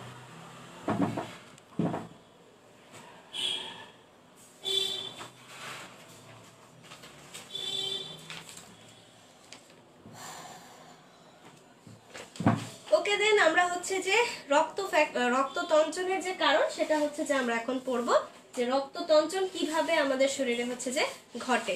রক্ততঞ্চন কিভাবে আমাদের শরীরে হচ্ছে যে ঘটে। রক্ততঞ্চন রক্ততঞ্চন এখন স্বাভাবিক ভাবে হচ্ছে যে রক্ততঞ্চন হচ্ছে যে আমাদের কিভাবে ঘটে, বা রক্ততঞ্চন হচ্ছে যে আমাদের কিভাবে ঘটে রক্ততঞ্চন হচ্ছে যে আমাদের কিভাবে ঘটে, সেটা হচ্ছে যে আমরা এখন দেখব যে যে তঞ্চন বা রক্ত জমাট বাঁধা সেটার কৌশল। রক্ততঞ্চন বা হচ্ছে যে রক্ত জমাট বাঁধার কৌশল, এটা হচ্ছে যে ক্ষয়ের জন্য অনেক সময় আসে, যে রক্ত জমাট বাঁধার কৌশলটা হচ্ছে যে আমরা বর্ণনা করো। যে এইচএসসি তে যারা আছো, যে ইন্টারে যারা আছো, যে তোমাদের হচ্ছে 20 বা 20 তো নাই, 20 তো শেষ, 21-22 যারা আছো, খ নম্বরের জন্য এটা হচ্ছে একটা স্টার মার্ক দিয়ে রাখো, ইম্পর্টেন্ট টপিক। তো এখন রক্ত জমাট বাঁধার যে কৌশল সেটা আমরা কয়েকটা পয়েন্টে শিখবো, ঠিক আছে? সেটা হচ্ছে যে আমরা কয়েকটা পয়েন্টে শিখবো। খাতা কলম নিয়ে হচ্ছে কি রেডি থাকো। এই টপিকটা হচ্ছে যে খুবই মনোযোগ সহকারে হচ্ছে যে দেখতে হবে, এবং কি করা যাবে না, কোনোভাবেই কোনো হচ্ছে যে এদিক ওদিক ছোটাছুটি করা একদমই যাবে না। এটা হচ্ছে যে খুবই সুন্দরভাবে আমি যেভাবে তুলবো, যেভাবে লিখবো, সেইভাবে হচ্ছে যে আমার মতো করে সুন্দর করে হচ্ছে যে লিখে যাও। প্রথমে আসো যে রক্ত জমাট বাঁধার যে আমাদের যে ফ্যাক্টর বা যে জিনিসটা, সেটা হচ্ছে কি হেপারিন। হেপারিন হচ্ছে যে আমাদের রক্তের অভ্যন্তরে রক্তকে জমাট বাঁধতে দেয় না। রক্তের অভ্যন্তরে কি হয় না, যে রক্তকে জমাট বাঁধতে হচ্ছে যে দেয় না, রক্তের অভ্যন্তরে কি দেয় না, যে রক্তটাকে হচ্ছে যে জমাট বাঁধতে দেয় না। তো প্রথমে যেটা হয় যে 1 নম্বর পয়েন্টে হচ্ছে যে আমাদের কি হয়, যে স্বাভাবিক অবস্থায় যেটা হয় যে আমাদের শরীরে যে ধরো এটা হচ্ছে যে আমাদের একটা রক্তনালী, এই যে আমাদের রক্তনালীটা ধরো এখান দিয়ে আমাদের ক্ষয় হয়ে গেল, এখন রক্ত বেরোচ্ছে। তো রক্ত বেরোচ্ছে, ভালো কথা, রক্ত বেরোচ্ছে। তো যখন হচ্ছে এরকম হচ্ছে রক্ত বের হতে থাকে, তখন যেটা করে যে আমাদের মনে হচ্ছে যে রক্তের ভেতরে রক্তের ভেতরে তো হেপারিন থাকে, হেপারিন তো হচ্ছে যে উল্টা কাজটা করে, রক্ত জমাট বাঁধতে দেয় না। তো প্রথমে কি করতে হবে, রক্ত জমাট বাঁধানোর জন্য আমাদের হেপারিনটাকে আগে নষ্ট করতে হবে, তাই না, হেপারিনটাকে হচ্ছে যে নষ্ট করতে হবে। তো যখন হচ্ছে যে কোনো জায়গায় যখন আমাদের হচ্ছে যে কেটে যায়, তখন যেটা হয় যে ক্ষতস্থানের যে নির্গত যে রক্তটা, ঠিক আছে, ক্ষতস্থানের থেকে যে নির্গত রক্ত সেটা হচ্ছে বায়ুর সংস্পর্শে আসে, সেটা হচ্ছে যে বায়ুর সংস্পর্শে আসে, ও হচ্ছে যে বায়ুর সংস্পর্শে আসে। তো কারণ কি, রক্ত হচ্ছে যে আমাদের রক্তনালীর ভিতরে হচ্ছে যে একটা বদ্ধ পরিবেশে ছিল, কিন্তু এখানে হচ্ছে যে বায়ুর সংস্পর্শে আসতেছে। তো যখন বায়ুর সংস্পর্শে আসে, তখন যেটা হয় যে ক্ষতস্থানের যে অনুচক্রিকা বা স্থম্বসাইট গুলো সেগুলো ভেঙে যায়। এখানে যে আমাদের যে অনুচক্রিকা গুলো ছিল, সেই অনুচক্রিকা গুলো হচ্ছে যে ভেঙে যায়। তাহলে প্রথমে যেটা কি হয়, যে কোনো ক্ষতস্থান কেটে গেলে নির্গত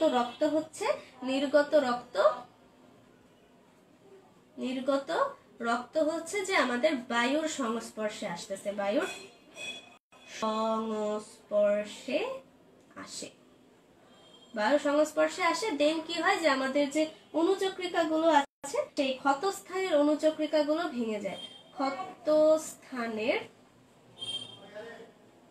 অনুচক্রিকা সে ভেঙে যায়। তো ভেঙে যে যায় সেটা হচ্ছে যে থ্রোম্বোসাইট, তাই না, অনুচক্রিকার আরেকটা নাম কি, যে থ্রোম্বোসাইট। এখন থ্রোম্বোসাইট ভাঙনের ফলে থ্রোম্বোসাইট হয়ে যায় যে থ্রোম্বোপ্লাস্টিন নামক হরমোনে এনজাইমে, থ্রোম্বোপ্লাস্টিন নামক এনজাইমে পরিণত হয়। থ্রোম্বোপ্লাস্টিন এনজাইমে হচ্ছে পরিণত হয়। ও হচ্ছে যে কি হয়, যে থ্রোম্বোপ্লাস্টিন এনজাইমে হচ্ছে যে আমাদের পরিণত হয়। থ্রোম্বোপ্লাস্টিনটা করে কি, এই থ্রোম্বোপ্লাস্টিন হচ্ছে আমাদের রক্তের যে হেপারিন, সেই হেপারিনটাকে অকেজো করে দেয়, রক্তের হেপারিনকে কি করে দেয়, অকেজো করে দেয়, অকেজো করে দেয়, রক্তের হেপারিনকে অকেজো করে দেয়, ওকে আর কাজ করতে দেয় না।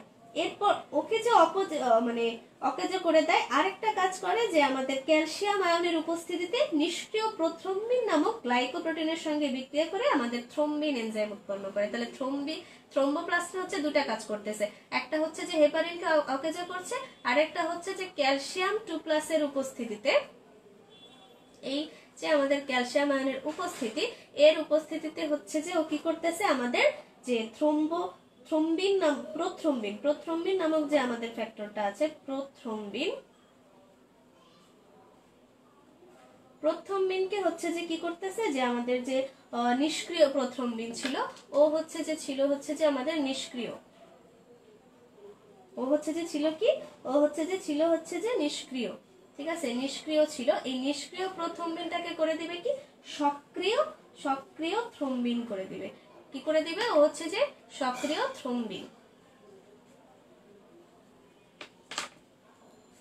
থ্রম্বিনটা হচ্ছে যে সক্রিয়।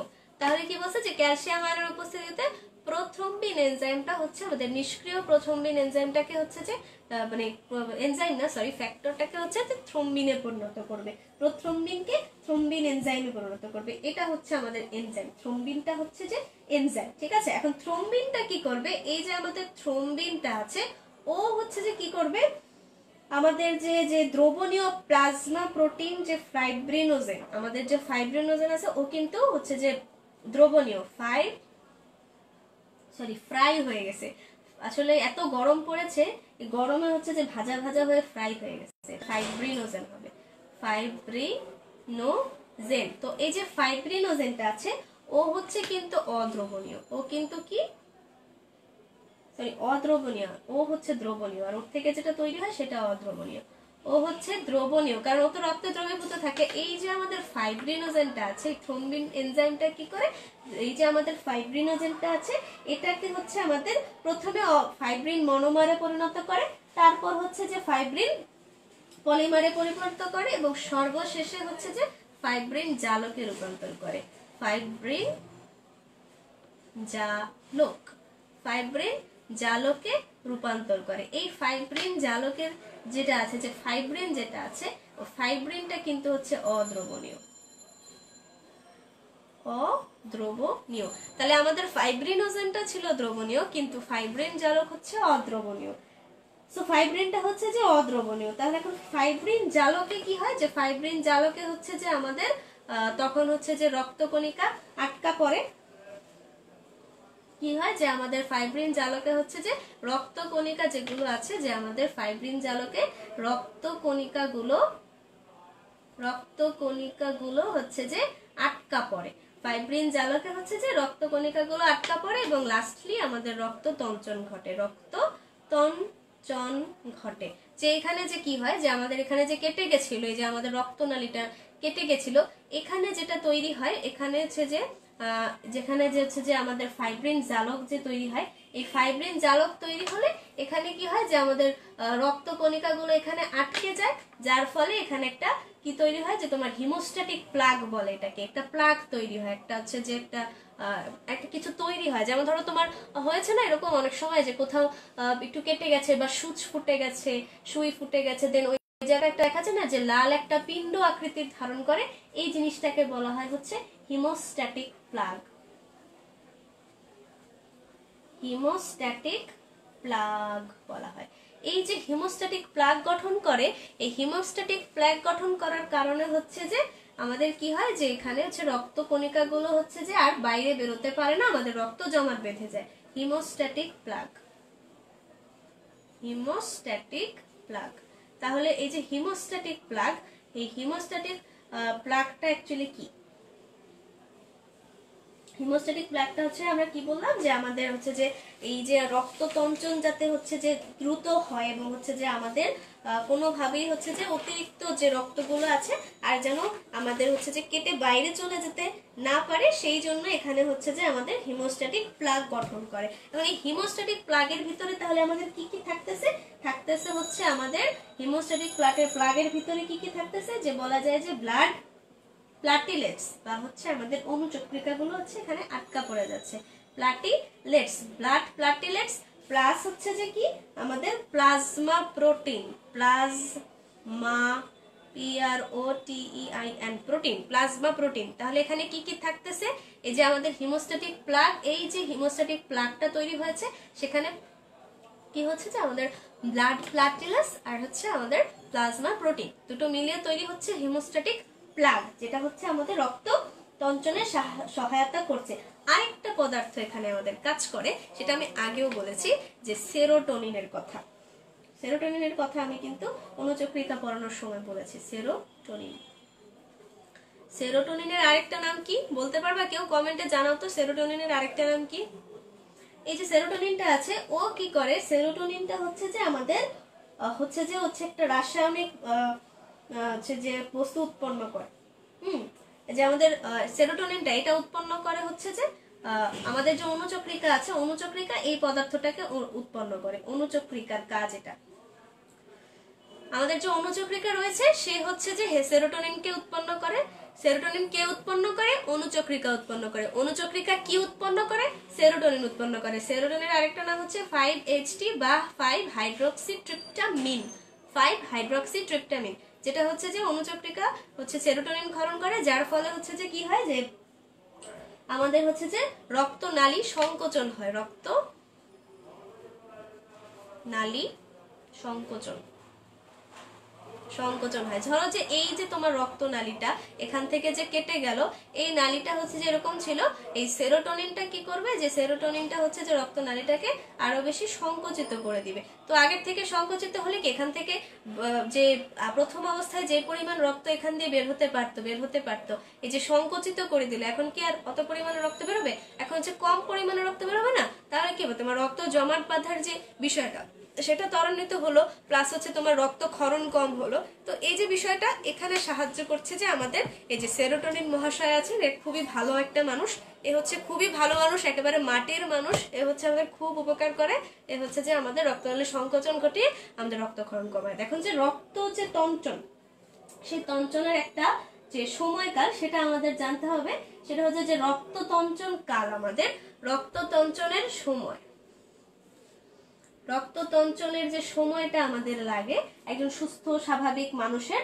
রক্ততঞ্চনের জন্য সময়কাল হচ্ছে আমাদের 3 থেকে 8 মিনিট, 3 থেকে 8 মিনিট, ঠিক আছে। আর হচ্ছে যে আমাদের যে রক্তক্ষরণ টাইম, রক্তক্ষরণ টাইম কোথায় কখন কোথায় লিখতেছি সেটা কিন্তু খেয়াল রাখবা, কখনো খাতার উপরে লিখতেছি, কখনো নিচের দিকে লিখতেছি, যেখানে জায়গা পাচ্ছি লিখতেছি, তো তোমরা বুঝতে পারলেই হলো। রক্তক্ষরণ টাইম বা রক্তক্ষরণ কাল, রক্তক্ষরণ কাল হচ্ছে যে কত মনে রাখবা, 1 থেকে 4 মিনিট। তাহলে রক্তক্ষরণ কাল একটা, আরেকটা হচ্ছে রক্ততঞ্চন কাল একটা।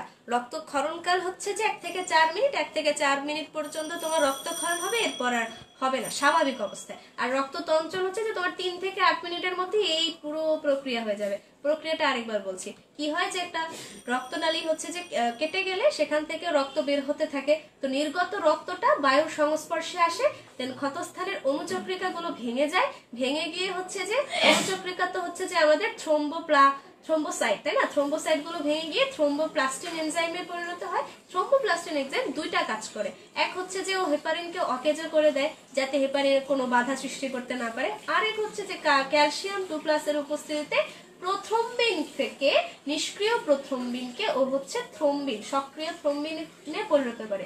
এই সক্রিয় থ্রম্বিন ফাইব্রিনোজেন, যে অদ্রবণীয় ফাইব্রিনোজেন আছে, এই ফাইব্রিনোজেনকে প্রথমে হচ্ছে যে ফাইব্রিন মনোমারে পরিণত করে, তাই আছে ফাইব্রিন মনোমার, ফাইব্রিন মনোমার, এবং তারপরে হচ্ছে যে ফাইব্রিন পলিমারে পরিণত করে। লেখা বুঝতে পারতেছো, হিজিবিজি হয়ে যাচ্ছে। আচ্ছা তোমরা হচ্ছে যে শুনে শুনে মনে রাখো যে প্রথমে কি করে, ফাইব্রিন মনোমার, তারপর ফাইব্রিন পলিমারে পরিণত করে, লাস্টলি ফাইব্রিন জালক উৎপন্ন করে, যেটা এই ফাইব্রিনটা হচ্ছে আমাদের অদ্রবণীয়। তো ও যেহেতু অদ্রবণীয়, ও আর হচ্ছে যে দ্রবীভূত হয় না, দেন কি করে যে ওইখানে হচ্ছে রক্তকণিকা, তারপর আমাদের যে ব্লাড প্লাটিলেটস এগুলো হচ্ছে আটকা পড়ে, দেন আমাদের রক্ততঞ্চন সংঘটিত হয়। রক্ততঞ্চনের জন্য যে এখানে যে পিণ্ডটা তৈরি হয় সেটা হচ্ছে হিমোস্ট্যাটিক প্লাগ, ঠিক আছে, সেটা হচ্ছে হিমোস্ট্যাটিক প্লাগ। হিমোস্ট্যাটিক প্লাগের মধ্যে যে আমাদের কি কি থাকে হচ্ছে যে আমাদের ব্লাড প্লাটিলেটস আর প্লাজমা প্রোটিন থাকে। ওয়েল, সো আজকে রক্ততঞ্চন তো পড়লাম, এখন আমাদের একটা ছোট্ট টপিক একটু পড়া আমাদের উচিত। তো তোমাদের হাতে কি আর সময় আছে, মানে তোমরা কি আরো পড়তে চাও নাকি টায়ার্ড, সেটা বলো। তোমরা কি মানে টায়ার্ড হয়ে গেছো? আচ্ছা ঠিক আছে, তাহলে তোমরা যদি বেশি টায়ার্ড হয়ে গিয়ে থাকো তাহলে আমি সেটা তোমাদের নেক্সট দিন বলবো, যে হচ্ছে যে আমাদের শরীরের ভেতরে রক্ত কেন জমাট বাঁধে না। এটা এটা হচ্ছে যে আমাদের খ নাম্বারের জন্য আসে, আমাদের খ নাম্বারের জন্য আসে যে শরীরের ভেতরে রক্ত কেন জমাট বাঁধে না। তো তোমরা কি আর পড়তে চাচ্ছ নাকি হচ্ছে যে আজকের মতো ছুটি? আচ্ছা এতক্ষণ তো জ্বালাইলাম আপু তোমাদেরকে, আর একটুখানি তোমাদেরকে জ্বালাতে চাচ্ছি, সেটা হচ্ছে যে জাস্ট আমি বলে যাব, তোমরা হচ্ছে দেখে দেখে লিখে নিবা, হ্যাঁ দেখে দেখে লিখে নিবা, বা হচ্ছে স্ক্রিনশট তুলে রাখতে পারো। তো এখন দ্য লাস্ট টপিক, অনেকক্ষণ ধরেই লাস্ট টপিক বলছি তাই না, কিন্তু লাস্ট আর হচ্ছে না, তবে এটাই হচ্ছে একদম লাস্ট টপিক, এটা মাস্ট বি শেষ হবেই হবে। তো দেখো যে রক্ত শরীরের ভেতরে কেন রক্ত জমাট বাঁধে না, মাথা কেটে গেছে এটা। তো শরীরের ভেতরে কেন রক্ত জমাট বাঁধে না, এটা খতে তোমার 2 নম্বরের জন্য আসে। প্রশ্নটা কি, যে স্বাভাবিক অবস্থায় শরীরের ভেতর বা রক্তনালীর ভেতর রক্ত জমাট না বাঁধার কারণ। আমি বলে যাচ্ছি, তোমরা শুনে শুনে বা দেখে যদি বুঝতে পারো তাহলে লিখে নাও। খ নম্বরের জন্য যারা হচ্ছে এইচএসসি ক্যান্ডিডেট 21-22 আসো, তাদের জন্য কিন্তু এটা খুবই ইম্পর্টেন্ট। সো দেখো, রক্তবাহিকা প্রাচীর অত্যন্ত মসৃণ। সো নর্মালি আমাদের রক্ত যে নালী আছে তার প্রাচীর খুবই মসৃণ থাকে। আচ্ছা আপু একটু পানি খেয়ে নিই, হ্যাঁ গলা অনেকক্ষণ ধরে বকবক করছে তোমাদের সাথে, তো আমি একটু পানি খেয়ে নিই, হ্যাঁ জাস্ট ওয়েট।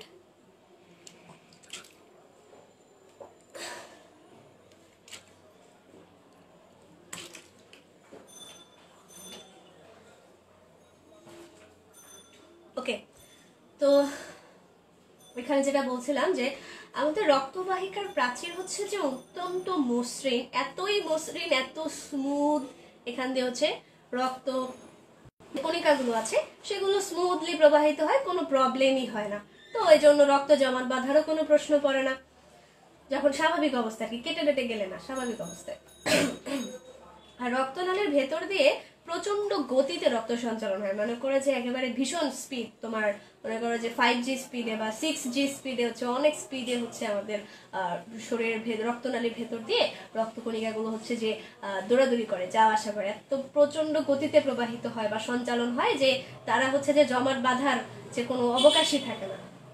আর হচ্ছে রক্তে হেপারিন নামক একটা মিউকোপলিস্যাকারাইড থাকে, হেপারিন নামক মিউকোপলিস্যাকারাইড থাকে, বা এই হেপারিনটা হচ্ছে কি এক ধরনের একটা প্রোটিন। হ্যাঁ, প্রোটিন বলা যায়, বা বলা যায় যে হচ্ছে যে অ্যান্টিকোয়াগুলেন্ট ফ্যাক্টর বলা যায়, প্রোটিন না, বলা যে অ্যান্টিকোয়াগুলেন্ট ফ্যাক্টর। হেপারিন হচ্ছে এক ধরনের, আবার প্রোটিন বলতেও পারো, যে হেপারিন মেইনলি হচ্ছে যে তোমার হেপারিন একটা হচ্ছে মিউকোপলিস্যাকারাইড, আর হচ্ছে তোমার এটাকে বলা হয় একটা অ্যান্টিকোয়াগুলেন্ট ফ্যাক্টর। কোয়াগুলেন্ট অ্যান্টিকোয়াগুলেন্ট এখনই বুঝাবো, এত ব্যস্ত হয়েন না আপনারা, বুঝাচ্ছি, জাস্ট ধাপে ধাপে যাই, দেখতে থাকেন, শুনতে থাকেন, মানে আগে আগে দেখিয়ে ক্যা ক্যা হতা হ্যায়, আগে আগে দেখো হতা হ্যায় ক্যা। সো এই যে হেপারিনটা কি করতেছে, যে আমাদের অ্যান্টিকোয়াগুলেন্ট ফ্যাক্টর বা এক ধরনের মিউকোপলিস্যাকারাইড। এটা কিন্তু অবজেক্টিভের জন্য প্রশ্ন, খবরদার এটা জানি ভুল না হয়, এটা ভুল হলে দেখো, এটা জানি ভুল না হয়, হেপারিন হচ্ছে এক ধরনের মিউকোপলিস্যাকারাইড, হচ্ছে যে সক্রিয়। আচ্ছা, এটা তো গেল, এরপর 4 নাম্বার পয়েন্টটা হচ্ছে যে সক্রিয় প্রোকোয়াগুলেন্ট ফ্যাক্টর যুক্ত, মানে সক্রিয় যে প্রোকোয়াগুলেন্ট ফ্যাক্টর গুলো, সেগুলো হচ্ছে যে আমাদের যকৃৎ কর্তৃক অপসারিত হয়। যকৃৎ হচ্ছে খুবই ভালো মানুষ, সে করে কি, যে যা অপ্রয়োজনীয় যা কিছু আছে সবকিছু হচ্ছে আমাদের দেহ থেকে অপসারিত করে ফেলে। তো এই হচ্ছে কারণ। তো টোটাল 4টা কারণ আমরা পড়লাম। 5 নাম্বার কারণটা হচ্ছে যে তুমি এখানে 3 স্টার দাও, 5 নাম্বারটা হচ্ছে একদম তোমার মাস্ট বি লাগবে, এটা সবচেয়ে বেশি ইম্পর্টেন্ট। 5 নাম্বারটা হচ্ছে যে মানুষের রক্ত প্লাস হচ্ছে অন্যান্য কলা বা টিস্যুতে, কলা মানে ব্যানানা না, হ্যাঁ, কলা হচ্ছে টিস্যু, বাংলা টিস্যুর বাংলা হচ্ছে কলা, এটা অনেকে বুঝে না। যাই হোক, মানুষের রক্ত অন্যান্য কলাতে প্রায় হচ্ছে যে আমাদের 50 ধরনের উপাদান বা ফ্যাক্টর থাকে, যেগুলো হচ্ছে যে আমাদের রক্ততঞ্চন প্রক্রিয়াকে প্রভাবিত করে। কি করে? প্রভাবিত করে। এদেরকে 2টি ক্যাটাগরিতে ভাগ করা যায়। কি কি? প্রোকোয়াগুলেন্ট ফ্যাক্টর, এরা হচ্ছে রক্ততঞ্চনকে উদ্দীপিত করে। অ্যান্টিকোয়াগুলেন্ট ফ্যাক্টর, এরা রক্ততঞ্চনকে প্রভাবিত করে। এখন এই প্রোকোয়াগুলেন্ট আর হচ্ছে অ্যান্টিকোয়াগুলেন্টের উপর নির্ভর করে দেহের রক্ততঞ্চন, মানে রক্ততঞ্চন নির্ভর করে দেহের প্রোকোয়াগুলেন্ট ও অ্যান্টিকোয়াগুলেন্ট উপাদান সমূহের ভারসাম্যের উপর। স্বাভাবিক অবস্থায় অ্যান্টিকোয়াগুলেন্ট প্রোকোয়াগুলেন্টের উপর প্রকট থাকে, ফলে স্বাভাবিক অবস্থায় রক্তনালীর অভ্যন্তরে রক্ত জমাট বাঁধে না। এই হচ্ছে আমাদের টোটাল 5টা পয়েন্ট আমরা পড়লাম। এই 5টা পয়েন্ট দিয়ে হচ্ছে আমরা সুন্দর মতো লিখে আসলে 2-এ 2, খ নাম্বারে যদি আসে 2-এ 2, গ নাম্বারে আসলে 3-এ 3। 3-এ 3-এর গ্যারান্টি দিতে পারতেছি না, তবে দেওয়ার কথা, যদি তুমি সুন্দর মতো সবগুলো গুছায় রাখো তোমাকে ফুল মার্কস দিবে। তো যাই হোক, এই হচ্ছে যে আমাদের, আবার বলতেছি, আরেকবার বলে যাই, যে রক্তবাহিকার প্রাচীর অত্যন্ত মসৃণ, রক্তনালীর ভেতর দিয়ে, মানে 1 নাম্বার পয়েন্টটা হচ্ছে যে রক্তবাহিকার প্রাচীর অত্যন্ত মসৃণ। 2 নাম্বারটা হচ্ছে যে রক্তনালীর ভেতর দিয়ে প্রচন্ড গতিতে হচ্ছে রক্ত সঞ্চালন হয়। 3 নাম্বার হচ্ছে আমাদের রক্তে হেপারিন নামক মিউকোপলিস্যাকারাইড থাকে, এবং হেপারিন হচ্ছে যে একটি anticoagulant factor. 4 number point, 4 number হচ্ছে সক্রিয় প্রোকোয়াগুলেন্ট ফ্যাক্টর গুলো যকৃৎ কর্তৃক সর্বদা অপসারিত হয়। 5 নাম্বার ফ্যাক্টরটা হচ্ছে যে মানুষের, এটা একটু বড়, 5 নাম্বার পয়েন্টটা একটু বড়, যে মানুষের রক্ত অন্যান্য কলাতে প্রায় 50 ধরনের হচ্ছে যে উপাদান বা ফ্যাক্টর থাকে, যেগুলো রক্ততঞ্চন প্রক্রিয়াকে প্রভাবিত করে। এদেরকে 2টা ক্যাটাগরিতে ভাগ করা হয়। কি কি? আমাদের procoagulant factor and anticoagulant factor. Procoagulant factor হচ্ছে যে যারা হচ্ছে রক্ততঞ্চনকে বা রক্ত জমাটকে উদ্দীপিত করে, স্টিমুলেশন করে, রক্ত জমাটকে উদ্দীপিত করে। আর অ্যান্টিকোয়াগুলেন্ট ফ্যাক্টর হচ্ছে এরা রক্ত জমাটকে প্রভাবিত করে। এই যে আমাদের রক্ততঞ্চন, সেটা নির্ভর করে দেহের প্রোকোয়াগুলেন্ট আর অ্যান্টিকোয়াগুলেন্টের ভারসাম্যের উপর, ব্যালেন্সের উপর। একটা কম বেশি হলেই শেষ, ঠিক আছে? তো ব্যালেন্স থাকতে হবে। তো স্বাভাবিক অবস্থায় অ্যান্টিকোয়াগুলেন্ট গুলো প্রোকোয়াগুলেন্টের উপর প্রকট। অ্যান্টিকোয়াগুলেন্টের কাজ হচ্ছে রক্ততঞ্চনকে প্রভাবিত করা, আর প্রোকোয়াগুলেন্টের কাজ হচ্ছে রক্ত তঞ্চনকে উদ্দীপিত বা স্টিমুলেট করা। তো স্বাভাবিক অবস্থায় অ্যান্টিকোয়াগুলেন্ট এরা হচ্ছে রক্তকে, তো রক্ত তঞ্চনকে বাধা দেয়, প্রভাবিত করে বা বলা যায় যে বাধা দেয়, ঠিক আছে, বাধা দেয়। তো এই যে স্বাভাবিক অবস্থায় ওরা হচ্ছে যে অ্যান্টিকোয়াগুলেন্ট গুলো প্রোকোয়াগুলেন্টের উপর দাদাগিরি দেখায়, প্রকট থাকে, যার ফলে স্বাভাবিক অবস্থা রক্তনালীর অভ্যন্তরে রক্ত জমাট বাঁধে না। এই পরীক্ষার খাতায় আবার দাদাগিরি লিখো না কিন্তু, এটা আমি জাস্ট হচ্ছে মজা করে বললাম। না স্টুডেন্ট হচ্ছে যে মানে তোমরা স্টুডেন্ট হচ্ছে যে অনেক মানে দুষ্টামি করো, যা মানে বলে লিখে পরে বলবা কি যে আপু বলছে দাদাগিরি করে, আরে না, এটা হচ্ছে যে ওরা প্রকট, সেটা বোঝাচ্ছি। ওকে, সো আজকে অনেক বকবক করলাম, রক্ত জমাট কেন বাঁধে না রক্তনালীর অভ্যন্তরে সেটাও বুঝাই দিলাম। So today's class is over. আজকের ক্লাস তোমার কাছে কেমন লাগলো অবশ্যই সেটা জানাবে, আর সুন্দর মতো নোট করো, কোনো কিছু বুঝতে হবে অসুবিধা হলে আমাকে জানাবে। ওয়েল, সো আজকের মতো বিদায়। তো সবাই ভালো থেকো, সুস্থ থেকো, আমার জন্য দোয়া করো যেন আমিও সুস্থ থাকি, ভালো থাকি, আমার সব স্বপ্ন যেন পূরণ হয়। ওয়েল, সো আজকের মতো আসি, খোদা হাফেজ, আসসালামু আলাইকুম।